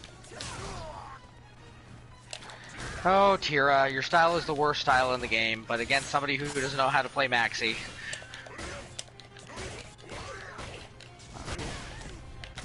From what I've read, like it's still a fairly balanced game all around. It's just that Tira has RNG involved, and that makes it difficult. Battle 3. Fight! Yeah, most of the cast is an A tier. But you know, when everybody's A tier, nobody is.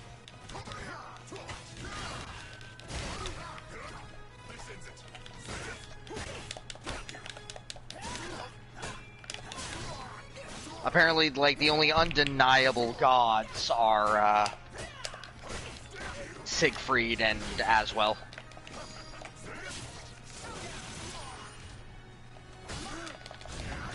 Nope.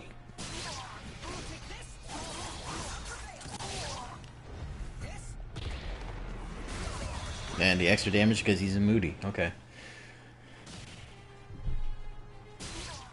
The battle is over. Show respect for the fallen who fought so bravely.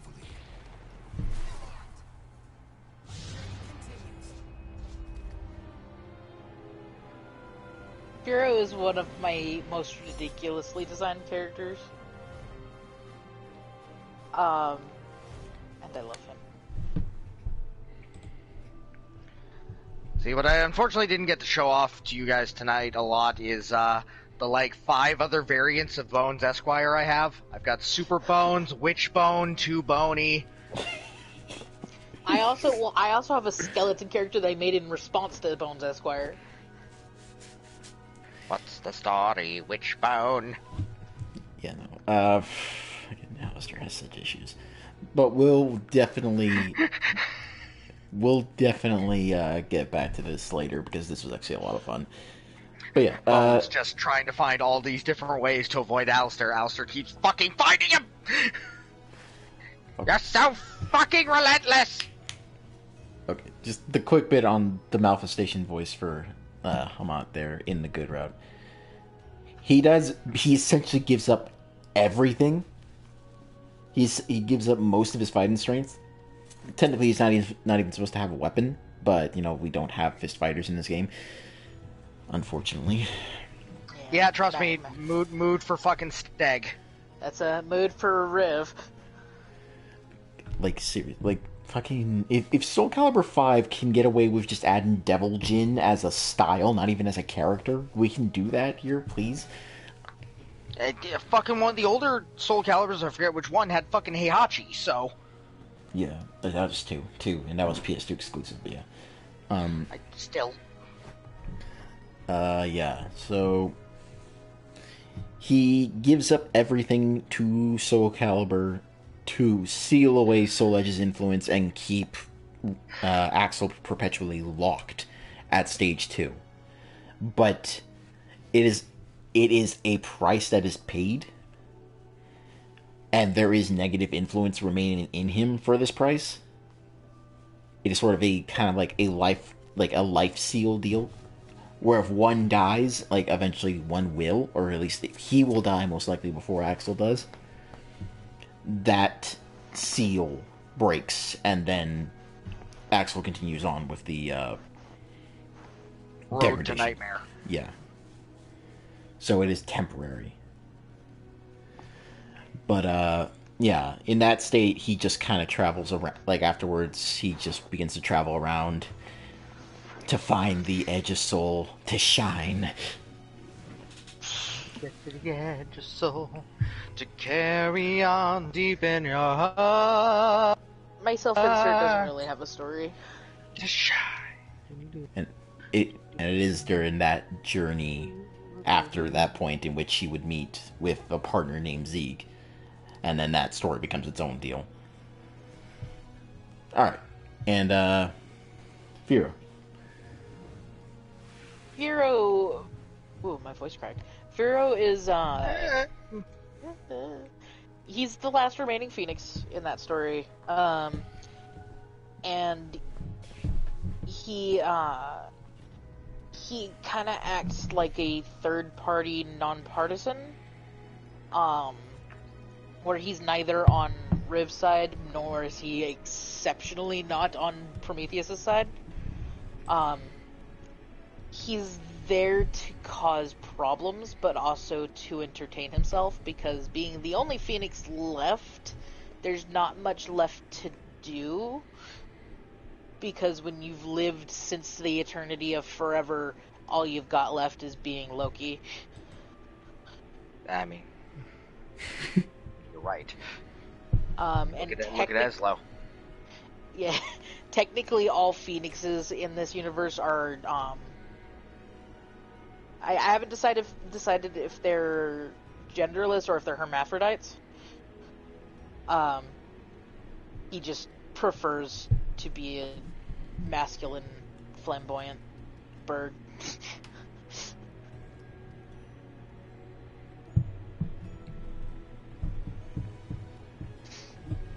And with that, we shall call it a night. It's one of the few nights I've ended a fighting game session not, like, exceptionally angry. Yeah, we were all over the place in terms of, like, I had wins more and than losses. 0 wins. Yeah. It might be that we're out of practice. It might also be that none of us, like, we were continually going through styles that we weren't comfortable with. But that ended up pretty fair until I played a character with Siegfried style. Siegfried is just a pain in the ass. I just like playing Zasalamel. I think Zasalamel is probably the style that clicks with me the most. Potentially Taki's too. He was also the knight with the least actual gameplay. That's because this was more of a celebration of character. Yeah. And I don't know when we'll have another one, but we will do so in the near future, I believe, because I don't think we even got through like half of our characters through this. I didn't get to play most of Bones, so yes. I still have like 25 characters. Jesus fucking Christ. Alright, well, okay. Thank you guys for listening to us ramble on about our freaking characters. For 3.5 hours? Yeah, like, seriously. Yeah, we'll definitely do this again later on. I'm not sure if we'll have a different salted pork in between here and there, but I don't know. We'll figure it out. Tomorrow we've got Final Fantasy VII. On Monday, beginning of me being an asshole to everyone. On Monday, I gotta figure something out. And on Tuesday, we will continue Fallen Order, finally. Okay. Good night, everybody. Good night.